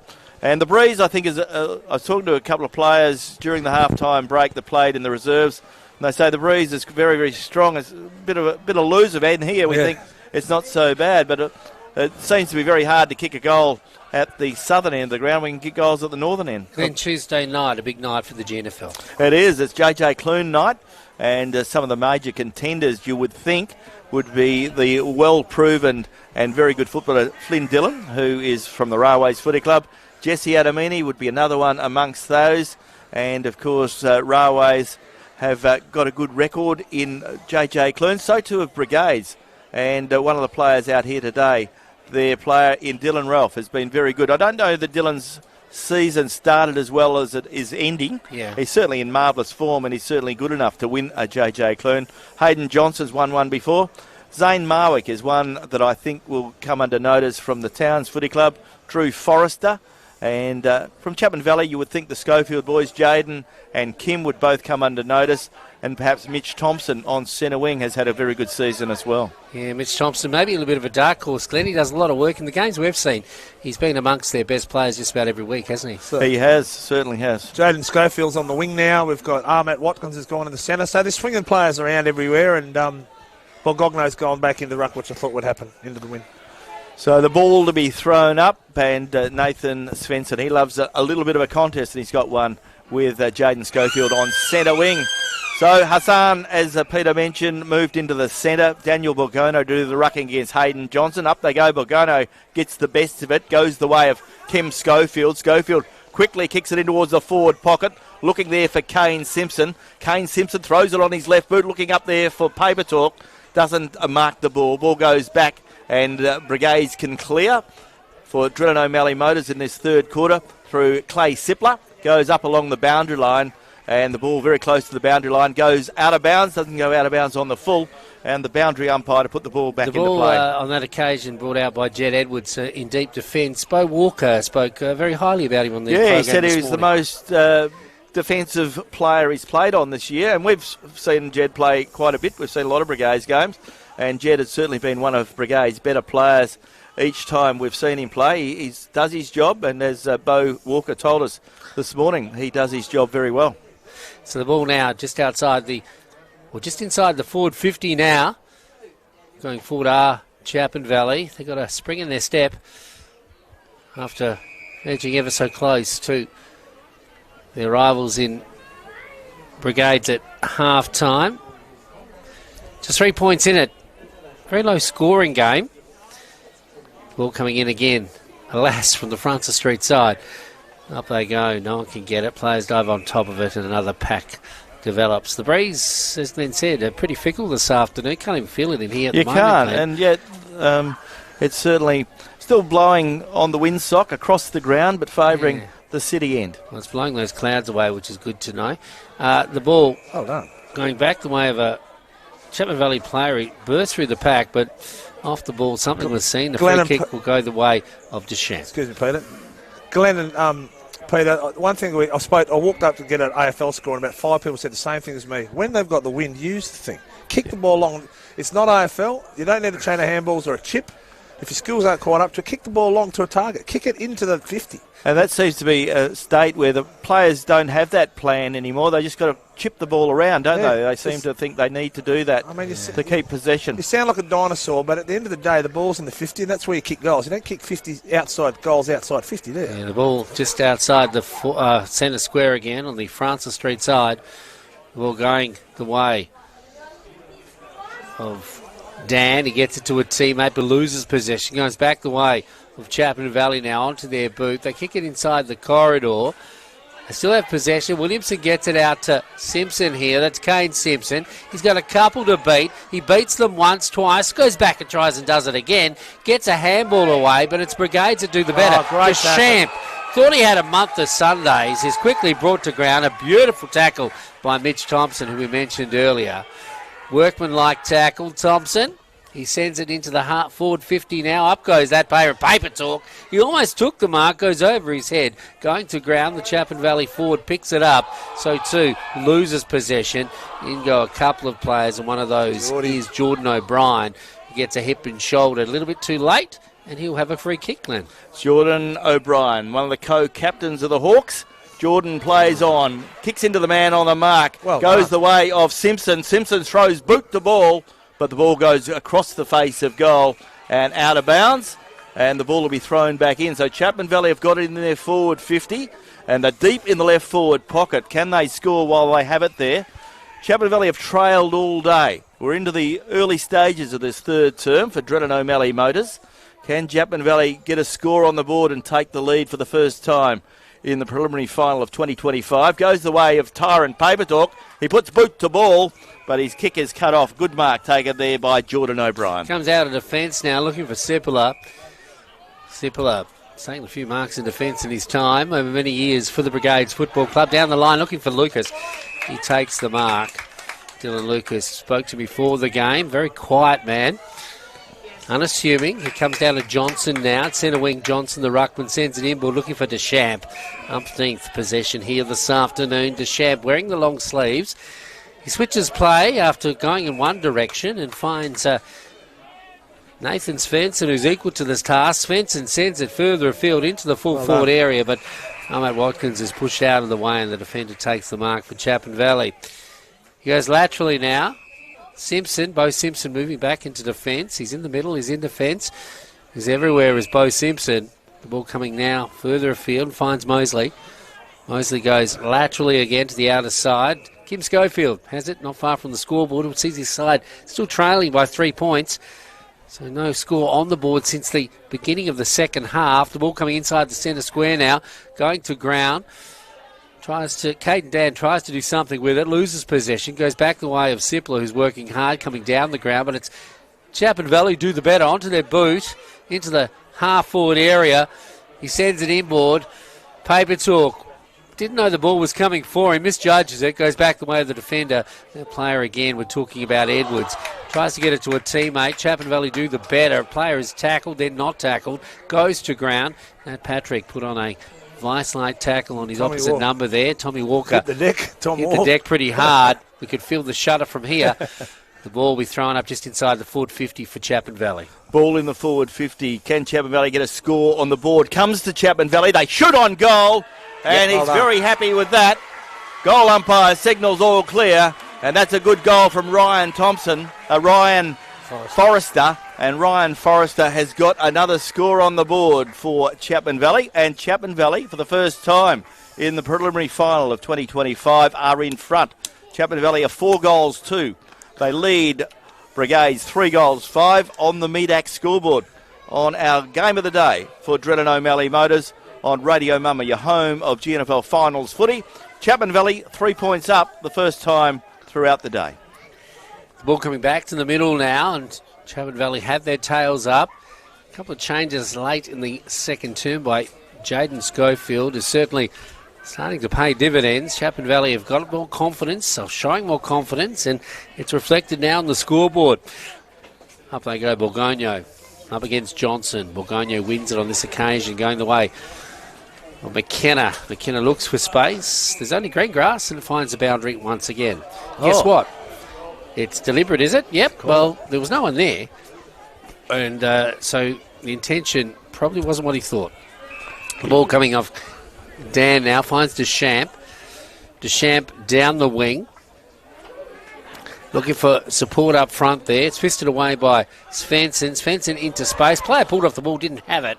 That was Dylan Lucas. The umpire was unsighted. The ball goes back the way now of that player in Schofield. Schofield working hard in defence. That's Jaden Schofield. Brigades have it again on the outer side. We ran into a bit of a wall in Chapman Valley now as they go forward. Brigades fluency. It's being disrupted somewhat as the ball comes inboard from Horseman now. Up goes Big Williamson, could take the mark, but he brings the ball down, going back the way of Caden Dan. In fact, it's Lucas who puts it into space.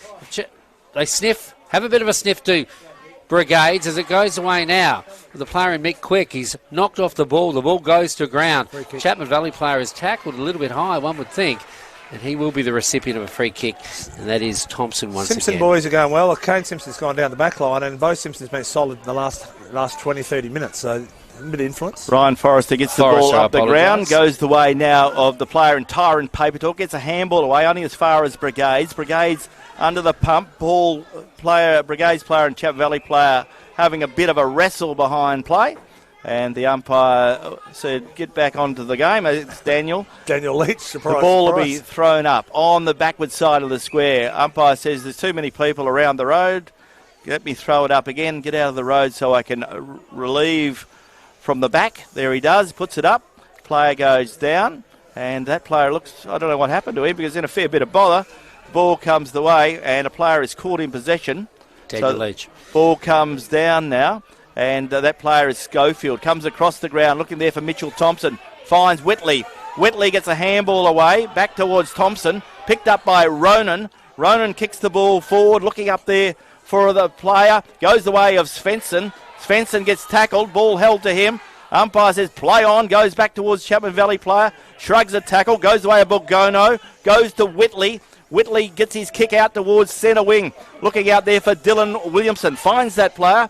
Williamson fades the handball out towards Gould, but he didn't handball it. The umpire said he was caught in possession. He turns the ball over. Ball goes up now to find Mick Quick on half forward. Mick Quick on half forward, as Glenn mentioned. Can set something up from here. He's headed for Williamson.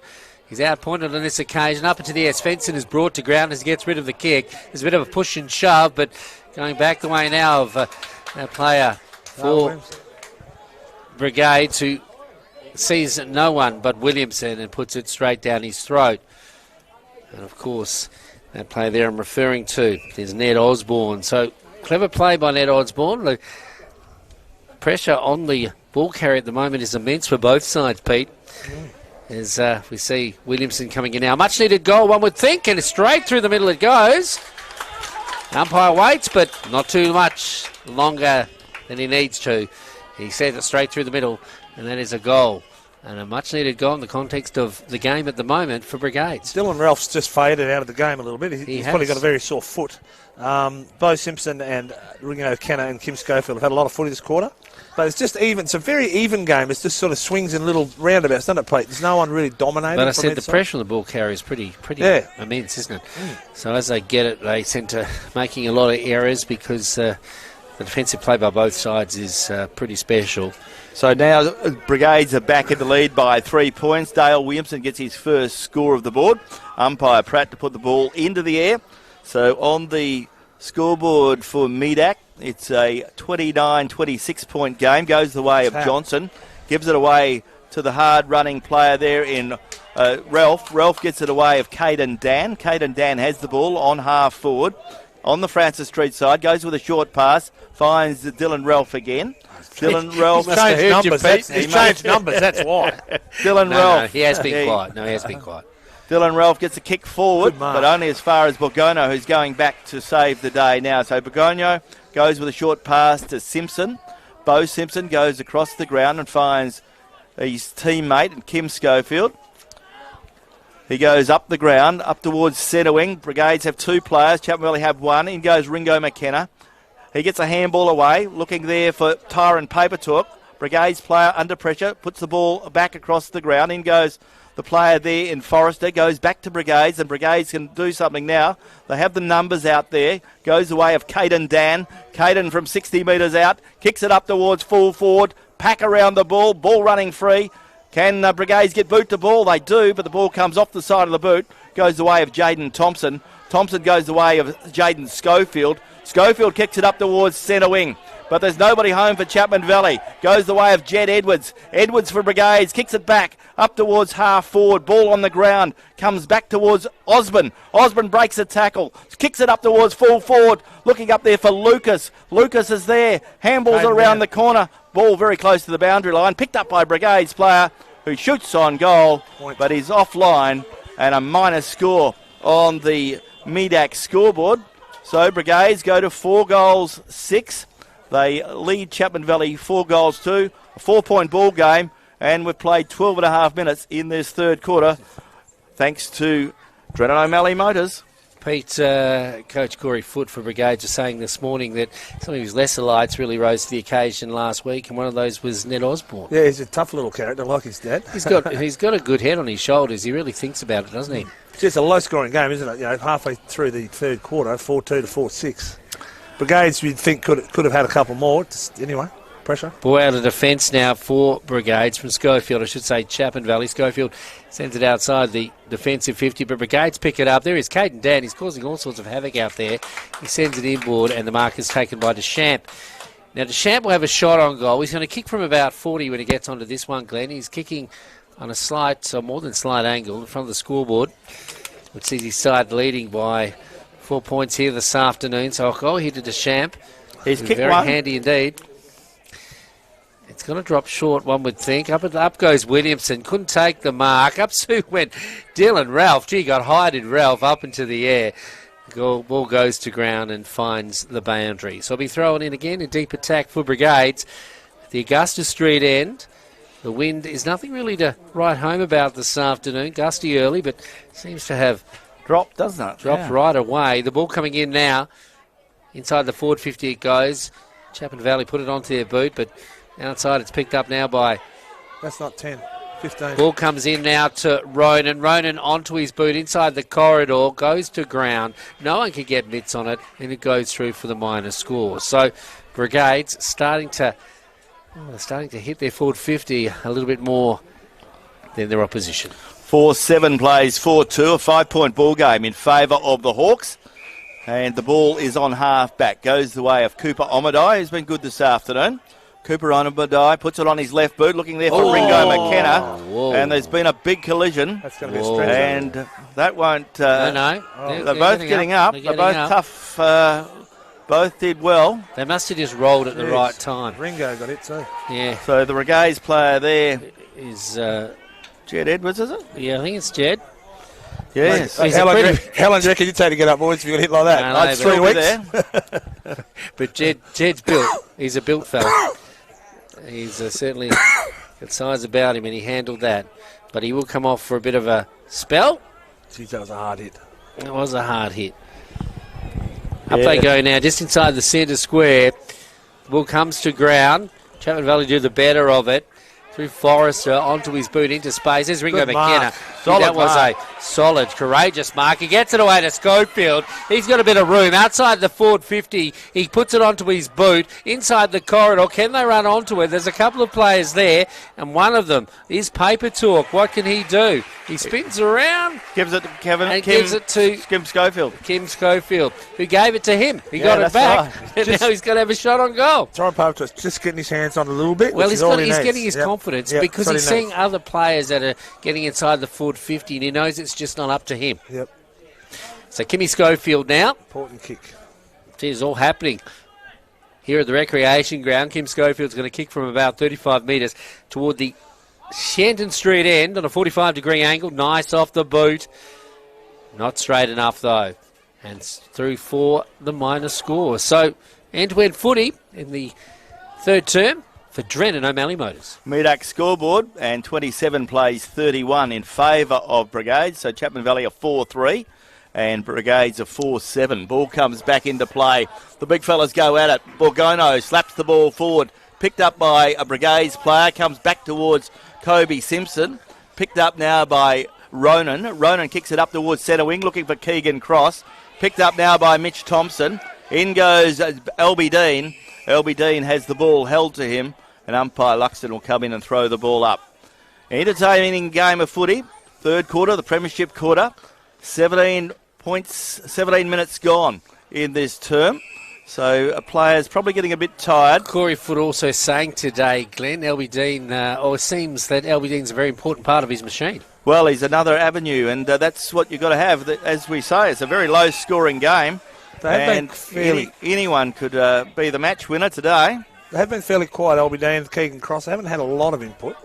The ball thrown up again. Ball comes forward, goes the way of Keegan Cross again. Keegan Cross goes by hand. Keegan's caught high. Keegan Cross will take the free kick. Keegan plays on now. Kicks it up. Goes the way of the player there who gets a kick forward, and Dylan Ralph up towards full forward. Looking up there for that man. And he's caught in possession. Albie Dean caught in possession. Free kick will go the way of Tom Walker. So Tom Walker on half back. Looking for some movement. Chapman Valley go across the goals and comes the way of a player there in Ricky Whittaker. He goes up the ground and finds Kim Schofield. Schofield goes with a little pass to Kane Simpson. Kane Simpson comes right across the ground, finds Tom Waugh. Tom Waugh on centre wing. Kicks it up towards half forward, looking for Ben O'Brien. Ball very close to the boundary line. And the umpire says the ball is out of bounds. There'll be another boundary throw-in. Boundary umpire to put the ball back into play. The breeze has dropped away on the windsock almost completely. Yeah. 27 plays 31 in favour of the Hawks on the Medak scoreboard. Goes the way of Tom Waugh. Has the ball held to him. Had no prior opportunity. And the umpire, Luxon, will come and throw the ball up once more. 18 and a half minutes gone on the Trant clock this afternoon. Trant's communication. Hello to Steve Trant, being made a life member of the Rover Football Club, and that happened on Friday night, last night, at the Rover Football Club Champions Night, I should say, club champion. Of course, as I mentioned, the club champion for 2025 is gear for the Rover Football Club. The ball coming in now goes away of Ahmad Watkins. He gets it to player who tries to send it forward, and that player is Graham Sandy. Doesn't get on the first attempt, but going back again to Ahmad Watkins. He puts it on to his boot into the full forward area. Williamson, he had two to beat. He's just too strong and takes a courageous, strong mark about 30 metres out from goal on a 45 or a little bit more than that degree angle. And he'll be kicking toward the Augusta Street end. There's that long direct kick. Kick it, get it in quick, get it in fast. That's Dale Williamson's kick one this afternoon. Can he add to his tally? Very important as we head towards time on in this third quarter. Hasn't been a lot of scoring in this quarter. Hasn't been a lot of scoring in the game. Chapman Valley have added 1 goal, 1 in this quarter. And there goes the kick from Dale. He's added another goal. Good goal. That's Dale's second. Dale Williamson's second goal of the afternoon. And on the Medak scoreboard, we see that Brigades go to 37 points. They lead Chapman Valley 27, so a 10-point margin. So they'll be pretty happy with that as they head towards three-quarter time. Then his name eluded me for a moment there. Jamie Gear is the 2025 Penament Bursall Medal winner at the Rover Football Club on last night, and congratulations to him. But that goal by Williamson was important. It's seen his side skip ahead. On the scoreboard, it is 5-7 plays 4-3. 37 plays 27, a 10-point ball game, and that's a lot. You see, Glenn, there hasn't been much scoring this afternoon, so that is the biggest margin of the day, I think. Maybe not. The ball coming out of the middle now, going the way of Brigades. They're quick to get bottled up, though. The umpire says we'll throw it up again, boys. We'll give you another opportunity. A sun-drenched oval at the moment, the recreation ground. One would think that it might have been very soggy underfoot today, but water has run away pretty good after the rain we've had over the last couple of days. The ball coming forward now for Chapman Valley, but Jesse Castleton has other ideas. He sends his inboard and finds Leach. Leach in turn sends it to the outer side, looking for Ronan. Ronan couldn't take the mark. He made it pretty hard, did Leach. Goes to ground. Chapman Valley do well to send it forward, but there's Leach again. He sends it to the outer side. There's Dan. Certainly has added to the spice this afternoon, coming into the lineup. Deschamps, toe pokes. Gee, that was great stuff by Deschamps. And he finds, Albie Dean. Now, we have been talking about these two players, Albie Dean, and I think the other fellow we talked about was Keegan Crossbeat. And after you talked about them, they suddenly popped their heads up. Yeah, that's right. So Albie Dean lining up for goal, 45 metres out on a 40-degree angle. And if he gets this one, he's in the side to kick goals. He's a noted goal scorer. And all of a sudden, the margin will be 16 points, which is quite considerable in a game as low scoring as this. Breeze has dropped away to nothing. There goes the kick from Keegan Cross, from Albie Dean. Albie Dean has goaled, and that is a very important goal. And late in the third quarter on the MEDAC scoreboard, we see the Brigades are now 6-7. They lead Chapman Valley 4-3. And Brigades just playing very good football at the moment. Well, in the middle there, they've got both Deschamps and Dylan Ralph that are just cutting it up at the moment, Pete, aren't they? Absolutely. And Daniel Leach just does those little things. He's had 12 possessions. Yeah, He's been handy. I didn't pick up Dylan Ralph because he had a different number on for. But early on he did go in the game a little bit. So you were correct. Champ's been good. Yep. The Champ's been good. Quick's been good. Ned Osborne's been good. Yeah, just backward of play. Leach, he's just playing off the ball a little bit, and he's certainly picking up a few extras here and there, and really adding to the mix as Dylan Ralph just bursts out of the middle like Petrarca on that occasion into the half-forward area. Goes away now, Albie Dean again. He's getting a sniff. He sends it inboard, but on this occasion, Ahmed Watkins didn't read the telegraph too well. It goes away of Simpson. Simpson kicks out of defence for Chapman Valley. Straight to Brigades once again. That is Ralph. And he sends it inboard and finds a man equal to the task. Actually, it's Ralph that took the mark. So Ralph's going to have a shot on goal. And 26 possessions so far. He did. And that was, again, Osborne that got the ball to him. So Ralph now will have a shot on goal. Gee, he's playing a blinder this afternoon. The cream rises to the top in finals, doesn't it? And it's a nice kick, but it's going to drop short. Is it? No, I think it's a goal. Yes, it's a goal. The umpire's waiting, but he seems to be pretty confident. No video. He's pretty confident. It's a goal. And gee, that was a pretty special goal and an important goal, Glenn Barnett. A marvellous goal, yeah, right on the siren. A very important goal. We've seen Chapman Valley held Brigades for the best part of this quarter, but since the 10-minute mark, we've seen Dale Williamson kick a couple of goals, Albie Dean kick a goal, and now at the 24-minute mark, we have seen another goal there from Dylan Ralph. Well, so the margin now is 22 points. He brought it out of the middle. He passed it off, demanded it back. Well, I think he did. And then kicks a goal like that. Yeah, he's a class player. He certainly is. It's a pleasure to watch, and that's what you come to watch Finals footy for. The ball coming back to the middle now, and opening up the gap a little bit are Brigades. Valley were in it 5, 6, 7 minutes ago. They were 7-7 to 4-3. Drennan O'Malley Motors is the place to go for a new or used car. Ron, John, Rachel, and the team. They certainly are. Looking after the community. You can find them on Chapman Road. The siren sounds, and it is three-quarter time in the preliminary final. Brigades have upped the ante somewhat. Beginning of the quarter, almost neck and neck. They lead at three-quarter time. It is Brigades 7-7-49. They lead Chapman Valley 4-3-27. You're listening to the home of GNFL football. During the finals, this is Radio Mama.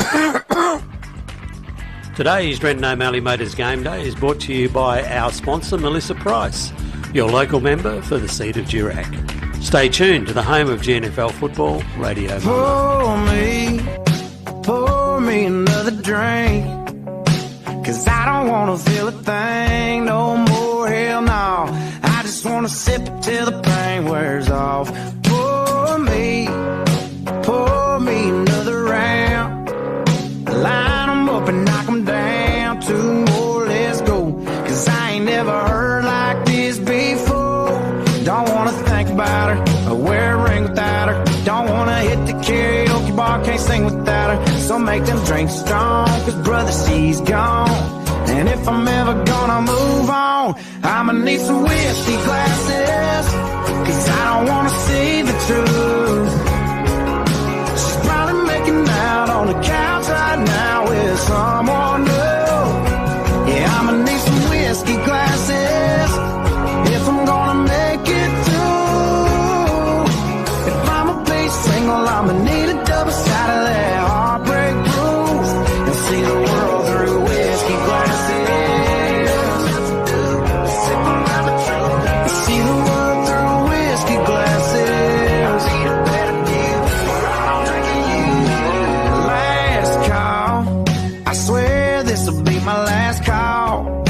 I ain't drunk, darling, no more at 3 a.m. Mr. Bartender hit me again. Don't wanna think about her, or wear a ring without her. Don't wanna hit the karaoke bar, can't sing without her. So make them drinks strong, cause brother, she's gone. And if I'm ever gonna move on, I'ma need some whiskey glasses, cause I don't wanna see the truth. She's probably making out on the couch right now with someone new. Yeah, I'ma need some whiskey glasses if I'm gonna make it through. If I'ma be single, I'ma need a double shot of that heartbreak blues and see the world through whiskey glasses. Oh, see the world through whiskey. Our Drennan O'Malley Motors Game Day is supported by our sponsor, Skinner's Restaurant and Cafe. Not only the best coffee, the best views and great weekly specials. Skinner's Restaurant and Cafe on the Marina, Geraldton. Stay tuned to the home of GNFL football, Radio Mama. And good afternoon. Welcome back. Three-quarter time at the football and the preliminary final day of the Freemasons Hotel GNFL Premiership season.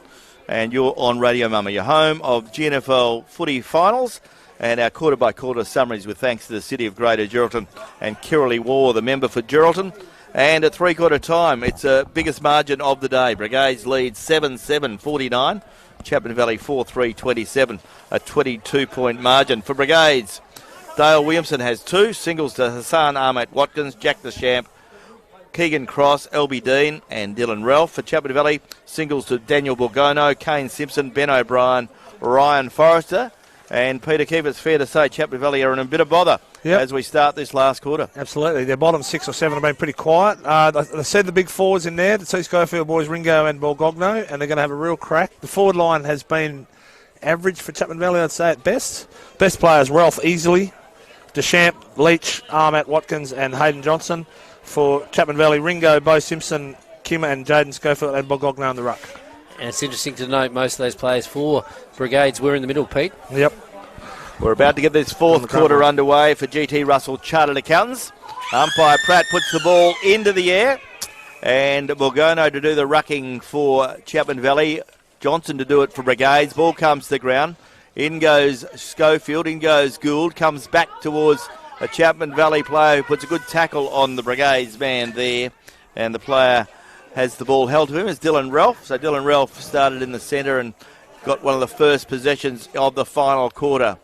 So the ball gets thrown up again. Goes the way of Johnson. Slaps it to ground. Brigades player has the ball held to him. And the umpire says, I'll throw it up again. So Brigades, they're trying to hold the game in their keeping because they hold a pretty handy 22-point lead in a low-scoring contest.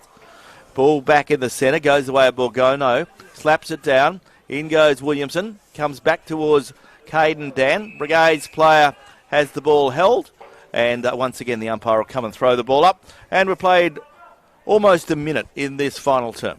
Chapman Valley need to kick a goal fairly soon to be in this contest. They certainly do. 22 points is the difference at three-quarter time. This quarter brought to you by GT Russell Chartered Accountants. Hello to Grant, having a day off today, but he'll be back at it next weekend for the grand final, helping out his beloved Blues, the Railway Football Club. The ball coming out the way of Ralph, but he didn't have an opportunity and is beaten by his opposite number. He doesn't stop old Ringo, does he? Yeah, Ringo McKenna sends it inboard and finds Schofield. That is Kim Schofield. He kicks to the outer side, the Francis Street side of the ground. All they go up. Gee, they're hitting it hard this afternoon. We saw boys tonight. Railways players are up there just watching it as the ball comes in now into defence for Brigades. The mark taken by Patrick, goes laterally now and finds this player in Mick Quick. He really gets beaten, Joel Patrick, does he? He does the simple things. Does Joel. The ball coming down the ground. LB Dean off the back of the pack. He tries to get a loose ball. Misses out on this occasion. Williamson gets it for Chapman Valley. Back to Schofield. Onto his boot. Kim Schofield up into the air. Looking for support inside the corridor. Goes away of Simpson. He's looking for his brother. He sends it outside the pack. He's dealt with, though. And now Bo Simpson will have a shot on goal. Kobe, is it? Kobe Simpson. So, Glenn, it's an important kick for the Valley. Well, as Peter Keefe just mentioned, they need a goal early to give them a bit of spark and give them a bit of impetus. This may lift them. We saw them kick a goal and get in front for a brief moment. For about 5 minutes, they led the charge, but can they keep it going? Ball is with Kobe Simpson, directly in front, lining up for goal. It fades away to the left-hand side, but no, it's goal, according to his teammates. So according to the goal umpire. That's the main one. Kobe Simpson gets his first of the afternoon. Chapman Valley get their 5th goal. They've had 5 separate goals. The emotion in Kobe Simpson really showed it all then, Pete, didn't it? Yeah, absolutely. It's, like we said, just direct kick, get the ball in there. If you're in there, you're in there. And I'll keep banging on about it, but it's not that hard. Well, it's a bit of just like the more you kick it in there, the more opportunities you're going to get. Well, that's what you think, yeah, especially when they're a few goals down. But, exactly. Chapman Valley haven't given up, which is great. Well, 49 plays 33 on the scoreboard. 3 minutes gone on the Ayers Trent time clock. The ball back in the middle now. Up they go. Bogano misses it. Johnson does the better, or does he? Ooh, not much in that. Free kick has gone the way of Chapman Valley and Bogano. The big ruckman puts a kick. That's the kick you like. Into the full-forward area. Nice big kick, as Glenn mentioned, or alluded to. The ball is marked now by the youngster in Bradbury. He goes laterally now to the outer side for Brigades. Running down to Champ. He just doesn't give up, this fella. To Champ, a noted water polo player, Pete. I don't know if you know. He plays goalkeeper. Oh, okay. Yes, he's pretty good. The ball down the line, but an ill-directed kick on that occasion finds the arms of Kim Schofield. Schofield sends it inboard now, looking for that player in Paper Talk. Another free kick. Play into Paper Talk's back late. See, that was interesting. In fact, it was Kobe Simpson again. So that was off the ball, and Kobe Simpson will have happened twice now. That player's run straight into the back of him. So he didn't learn the first time. No. Yeah, so Jordan O'Brien, is it? Yeah, that time it was. The last time it wasn't. Okay. But this time it was. Kobe Simpson is a little bit further out on this occasion. He's still on a reasonable angle, kicking from the Francis Street side to the Augusta Street end. Slight breeze at his back. The kick isn't as successful on this occasion. And misses all and sundry. So that's interesting. Oh, didn't even get a score. No, not a score at all. So that would have made things, put a cat amongst the pictures on the scoreboard there, but wasn't to be. So the ball coming out of defence now, under siege somewhat. At the moment, Brigades, defence, Chapman Valley desperate to make amends. As the ball comes inboard now, and there is a player who takes the mark. It looks Ryan like it's Forrester. He's a bit part player that just pops up, doesn't he, Glenn? Yeah, he can play at both ends of the ground. He's a pretty fit player. He is, and he certainly works hard. So Ryan Forrester, now, their share of the ball. He's kicking from almost the same angle as his teammate in Simpson just a moment ago. So see what he can do, kicking toward the Augusta Street end. One thing it's going to drop short. A mark here is timely. Over the back, the Brigades player. Did he mark it? The umpire has said there's nothing in that, boys. And gee, it's going to be bounced or thrown up just metres away from the goals for Chapman Valley. Okay, we're in the square. It's going to be tight. Chapman Valley naturally trying to get a score. Brigades trying to get it out of there. Brigades cleverly slapped the ball forward. And Chapman Valley are asking the question. The umpire said, no, there's nothing wrong with that. You can punch the ball through. And oh, really? So you see the scoreboard tick over. 1 point only for Chapman Valley. Boys. The ball to come back into play. And Clay Sippler is that player. Clay Sippler goes straight up the ground, but Bogano is there for the Chapman Valley side. He takes a very strong mark. Plays on, goes deep into the pocket, looking there for his teammate in Jaden Schofield. And Jaden Schofield, he's a little bit closer. Can Jaden trouble the scorer He's today? been very quiet by his standards today, Pete. Yeah, he's been well looked after. The player has looked after him very well, and he hasn't had a lot of the ball. He's still had 12 possessions. So, so Jaden Schofield, he is 40 metres out, just in front of the snap action scoreboard. Can he make some action on the scoreboard? Yes, he can. He doesn't miss too many. He gets his first of the afternoon, and Chapman Valley get their 6 on the snap action scoreboard. Chapman Valley are 6 goals for 40. They trail Brigades 7-7-49, a 9-point ball game. Fantastic mark, Glenn, from Bolgogno. Under pressure, really good big man grab. Very nice. He's played a good game, Bolgogno. He has. Yeah. Schofield accompanied that pretty well. He could just make something out of nothing, and he did it again. And scores a fine goal for Chapman Valley. He's keeping them in the hunt in the preliminary final. 9 points. Yeah, 49 plays 40. It was 22 points at one stage in the early stages of this term, or going into this term. And one would think that Brigades might have had things sewn up for a grand final berth, but Chapman Valley have other ideas. Ball back in the middle now. It's won by Bolgogno again. Having a purple patch, the big fella. Knocks it to ground. And then we have Kim Schofield. He does well to get it out of the pack. Ringo McKenna puts it onto his boot down towards Castleton. And he takes a strong mark. Your man, Pete. Castleton kicks to the outer side, finds this player in Ralph. Ralph had one to beat, almost took the mark, couldn't do so. Goes away of Deschamps, gets it back to a teammate who puts it onto his boot. Down the line it comes. Can they set something up, Brigades? An answer. Goes away of Osborne. Osborne gets rid of a tackle, sends it inside the corridor. Running onto it is Mick Quick. Is he tripped? No, the umpire was unseen. The ball comes out of a passage of play. Chapman Valley do the better. They send it outside the defensive 50. Good tackle put on that player. He's brought to ground. He didn't like it too much. Mate's Mick Quick. And, he tackled him a little bit high, which gives a free kick away to Chapman Valley. Bolgogno in the middle of the ground. They're getting the run of the green, or rub of the green at the moment, Chapman Valley, as they send it down the middle of the recreation ground. It's quickly bottled up. Brigades suddenly under pressure as Chapman Valley look for another score to even the score somewhat. The ball in the middle of the ground inside the centre square. Bolgogno puts it onto his boot. Castleton over his head. Looks the way of Patrick to Castleton. Going back the way now. Patrick's been very good of the today. Brigades player that decides to go backward before coming forward. Could it be a mistake? It is. It's bottled up in the full forward area now for Chapman Valley. Umpiring's been quite good, fellas. Hasn't been any too bad. Why would you go backwards when you could go forward? I don't understand that.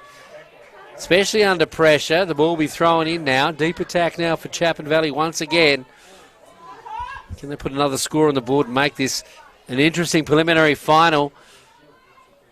The ball going back toward the boundary again, and Glenn, things have hotted up at the recreation ground. Yeah, 10 minutes gone in this final quarter for thanks to GT Russell Chartered Accountants. 9 points the margin, so Brigade still in the box seat in a very low-scoring contest.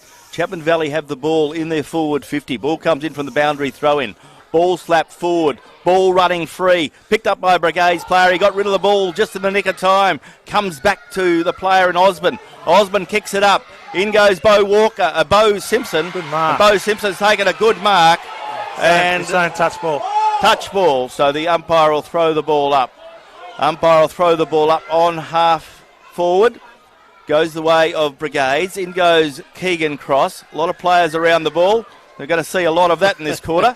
A lot of players 10 players try and tell the umpire that they've taken a mark, even though they know it's been touched. Everyone's in the front half of the ground. Every single player except two guys just before. Osborne, he's been okay. He's been playing an important role at the moment. He's helping his side just stay in the thick of things at the moment. Doing the righty when he needs to is young Ned Osborne. The ball coming in just in front of the Railways club rooms this afternoon. Players setting themselves. Bolgogno, he's had a bit of a purple patch in this term, that's for sure. The ball going the way of Kobe Simpson. He spins around on a 50-cent piece, comes off the side of his boot. Bradbury does well, or does he? Gets it to this player, Sipler. He's clever. He sends it to the fat side of the ground. Running onto it, though, is a Brigades player who's got a little bit late to the ball. The boundary comes up. Oh, he's called it. Yep, he's called the deliberate, has he? Yep, so Brigades are the recipient of a deliberate out of bounds. The ball is currently with this player in Michael Quick, I think it is. Yep, Michael Quick on the Francis Street side. He sends it down that wing. Nice mark is taken. And Chapman Valley, they're squaring things up somewhat. They send it inboard, going the back the way of Mitch Thompson. He gets it to a teammate straight down the middle of the ground, straight down the guts, as they say. The mark is taken by Roan, and that's a nice, clever mark and a very courageous mark in the context of that passage of play. Goes to the outer side now. Brigades, what are they going to do? They're under siege somewhat. Chapman Valley desperate to get on top here in this finals match. Ball goes away to Champ. He's got a couple to beat. He loses possession, but works hard to get it back in his keeping. Ball goes to ground. The umpire lets it play on. Handball by Chapman Valley to a teammate. They get it again onto the boot, Borgogno. He sends it inside the forward 50.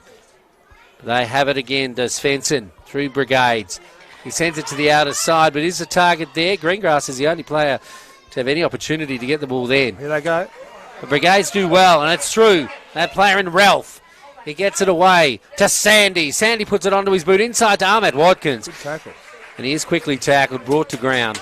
The umpire says no prior opportunity, and the ball will be thrown up just outside the forward 50 for the Hawks. Brigades are hanging on strongly. A tight contest here in preliminary final of 2025. Brigades are up by 9 points. Chapman Valley get a kick forward.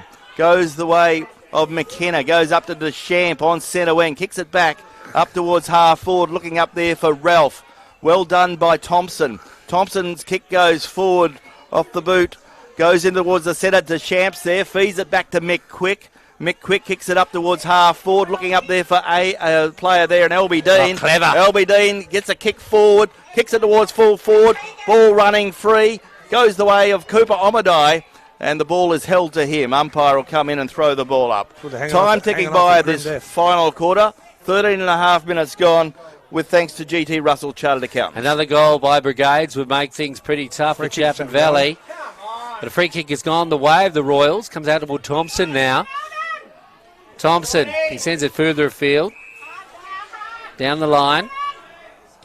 It goes in front of our broadcast position. Players going up. No one can take the mark. Goes away now for Horseman. Horseman for Brigades. He misjudges his handball. Goes away of Jaden Schofield.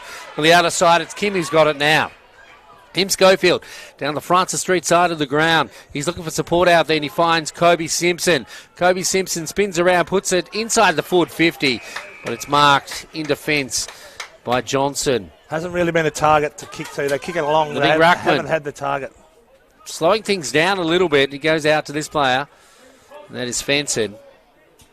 Svensson, somewhat of a veteran in the side now, kicks toward the boundary and finds the sanctuary of the white line. So time ticks away, 14 and a half minutes gone on the Ez Trent time clock, and this is the final turn for GT Russell Chartered Accountants. 15 minutes gone, time ticking by. Has time run out for Chapman Valley? Ball comes back in for the boundary throw and goes over the back of the pack. Picked up by Jaden Schofield, throws boot to ball, kicks it up, and there's the man of the moment, Tyron Paper Talk. Hasn't had a big couple of days, was ordinary last week, hasn't had a lot of the ball today, but he's still firing on and he's in best position. Can Tyron Paper Talk get his first of the afternoon? And take the lead for Chapman Valley. No, narrow the margin to 3 points. I apologise. So Tyron Paper Talk, can he reduce the margin? Kicking on goal from 45 metres. Looks pretty good. Crowd cheer. Tyron's pretty happy. And the ball goes back to the centre. And on the snap action scoreboard, we see Brigades a 7-7. Chapman Valley a 7-4. 3 points the margin in favour of the Hawks. Pete, it's hard to judge who momentum is with at the moment, isn't it? Yeah. Chapman Valley, I'd suggest, with that goal up the sleeve. Ned Osborne just come off with very sore ribs from that when he got hit earlier. He's been doing a good job today, Ned. And who's that? Collarbone? Yeah, and that is Edwards. Jed Edwards. Two won't be coming back on, I'd say. Yeah, so Jed Edwards, Ned's been seen to at the moment. You'd think next goal wins either side. Yeah, 3-point ball game. Ball back in the middle, 16 and a half minutes gone. Back in the middle, it's thrown up. Goes away now of Johnson. He robes his own ball. Sends it backward of the centre. And Leach is quickly mopped up by his opponents. The ball will be thrown up. Someone's down. Once again. No, he's okay, I think. In effect, it's Fenton. Nathan's Fenton. He's done No, I looks a think bit he's sore, cramped up probably. He's done a lot of work. Cramped to me. Yeah, so up they go. Players setting themselves. He's told the trainer, yep, I'm okay. Ball going the way of Keegan Dam, but he kicks into a teammate. And then he's tackled, brought to ground. The crowd jumps up in unison as he's caught in possession, and a free kick will go the way of Kane Simpson. Now, this little fella is just outside the forward 50. I should say outside the centre square, and up goes tight Paper Talk and takes a timely mark. So Paper Talk now, if he slices this one through the sticks, he'll give his side the lead by 3 points in the dying moments of this, the preliminary final. Confidence player, isn't he? You know? He certainly is. I picked it early. Jaden Schofield knew it, but he tried to steer away from it. It looks pretty good off the boot, but not good enough. And through for the minor score. So, Glenn, we have a 2-point ball game on our hands. We have 17 and a half minutes gone on the Ez Trent Communications scoreboard. It's a walking wounded on Brigades bench at the moment. Brigades looking a bit of bother injury-wise. Good mark taken there by the Brigades player. Not played. Comes back, whistle on play, comes back to Brigades. Brigades have the numbers, they have the run. Ball comes up towards centre wing. Caden Dan gives it to Daniel Leach. Daniel Leach, centre wing, kicks it up the full forward play. or half forward or centre wing, who should be there, but Dale Williamson. Dale goes back. Williamson kicks it up, looking for Keegan Cross. Ball comes to the ground, goes the way of Ricky Whittaker, feeds a handball out towards Simpson. Simpson gives it to Thompson, kicks it up towards centre wing, but once again, a good mark taken by Caden Dan. Caden Dan goes across the ground and finds his teammate and Dale Williamson. Dale Williamson, short pass, looking up the ground, looking up there for Ralph. In goes Tom Walker. Tom Walker sees the ball across the boundary line, and the boundary umpire will come and throw the ball in. Heading towards time on. It's a 2-point ball game in favour of Brigades, and the ball is in the forward half for Brigades. Ralph's ran a marathon this afternoon. Can he finish off for his Brigade side today with a win? Only time will tell. Time ticking away. Goes the way of Sandy. Goes around the pack. Puts it onto his boot. Sends it inside the corridor. He's looking for Albie Dean. He's a little bit late on the scene and finds the boundary. But it's in the full forward area now for Brigades. It is 18 minutes. Nearly 19 minutes gone on the Ez Trent clock here. We all said it'd be a close game. At the recreation ground. Ball coming in now. Players setting themselves. Williamson. He'll knock it away down to ground. Brigades player picks it up. I think it's Sandy in that passage of play. The umpire says, bottled up too much, boys, and we'll throw it up once again. Sundance Recreation Ground. Who will it see emerge victorious this afternoon as the ball goes away of this player in Ralph? He puts it onto his boot. That was a clever click inside the corridor. The mark isn't taken. Coming out now the way of Ronan. Ronan ducks and dives. He gets it to a teammate there in Horsman. Horsman loses possession. Albie Dean goes in. The defence for Chapman Valley working overtime as they try and get the ball out of their defensive 50. But there's a ball up now just inside the forward 50 now for Brigades. Time ticking away as we've said. It's in front of the canteen area on the grandstand side of the recreation ground. Up they go. It's Williamson that tries to tap it away. The veteran comes into space. Chapman Valley get a boot to it. But Brigades working hard. He's been good, young Ronan. Puts on a strong tackle on his opposite number there in Paper Talk. And the umpire says no opportunity. We'll throw it up again, boys. It's a tough contest. Has time run out for Chapman Valley. Ball goes the way of Brigades. Picked up by Deschamps. Kicks it forward. Looking up there for Sandy. Ball comes the way of Tom Walker. Ball running free. In goes Ralph. Handballs towards the boundary line. And the umpire says throw it back in. So the ball will be thrown back in. And pressure building. Brigades have it in their forward 50. We've played 20 minutes. Can't be much time left, Glenn. 1 minute. There's only been 3 goals scored in this quarter. All to Chapman Valley. Ball goes the way to the boundary line. Ralph put it in 100%, isn't he? And the ball goes out of bounds. And the boundary umpire will throw the ball in. So we've seen a bit of interesting thing with deliberate a couple of times this afternoon. When the ball goes out of bounds. Ball to be thrown back in. Time ticking by. Brigades have it at the right end of the ground for them. Goes the way of Mosley. He feeds it out. Goes the way of Ralph. He can't get the ball forward. Whistle on play. He's clever enough to bottle it up, isn't he? Yeah, if Brigades get the ball, they'll just play around with it for a while. So Chapman Valley's going to get the ball out. Time ticking by. There's not much time left. We're well and truly into time on now. Ball comes the way of a Brigades player who puts a good tackle on a Chapman Valley player. And once again, the ball will be held up. 49 plays 47 in favour of the Hawks. This will be Brigades' first win against Chapman Valley in 2 seasons if they win, and they're on target to do so. Ball comes up, another throw up. It's crowded, isn't it? And there's not much room as the to move. seconds continue to get away from us, Glenn, it looks like it's more and more going to be a Brigades win here this afternoon. But they can't seem to about 5 strikes on a row. Get rid of the shackles of the defence of Chapman Valley. Ball about to be thrown up once again. The crowd on the edge of their seats here at the recreation ground in the preliminary final. The ball comes out of a pack.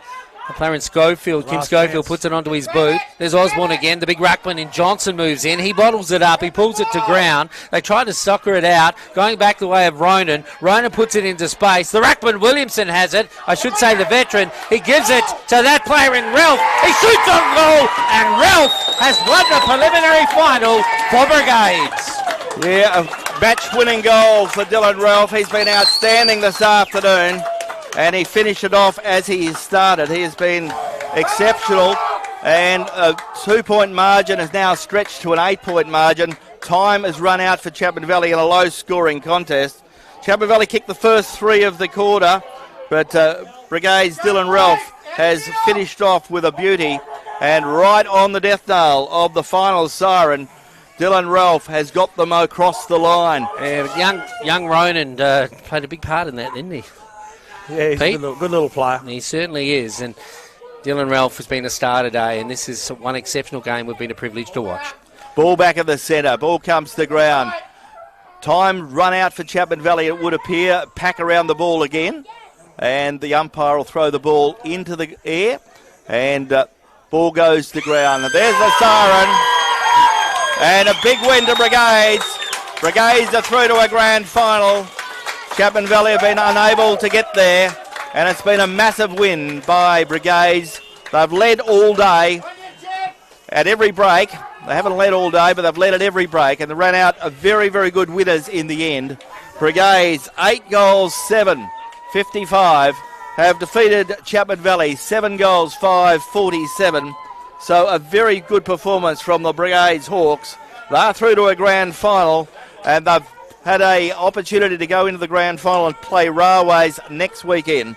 So just repeating, 3-quarter time, it was a 22-point ball game, and in the end, it was a very narrow 8-point win to the Brigades Hawks. Brigades 8-7, 55, have defeated Chapman Valley 7-5, 47, and you're tuned to Radio Mama, your home of GNFL football. Our Drennan O'Malley Motors GNFL Game Day is brought to you by our member for Geraldton, Kira Lee War, on Radio. Get Edmonds out and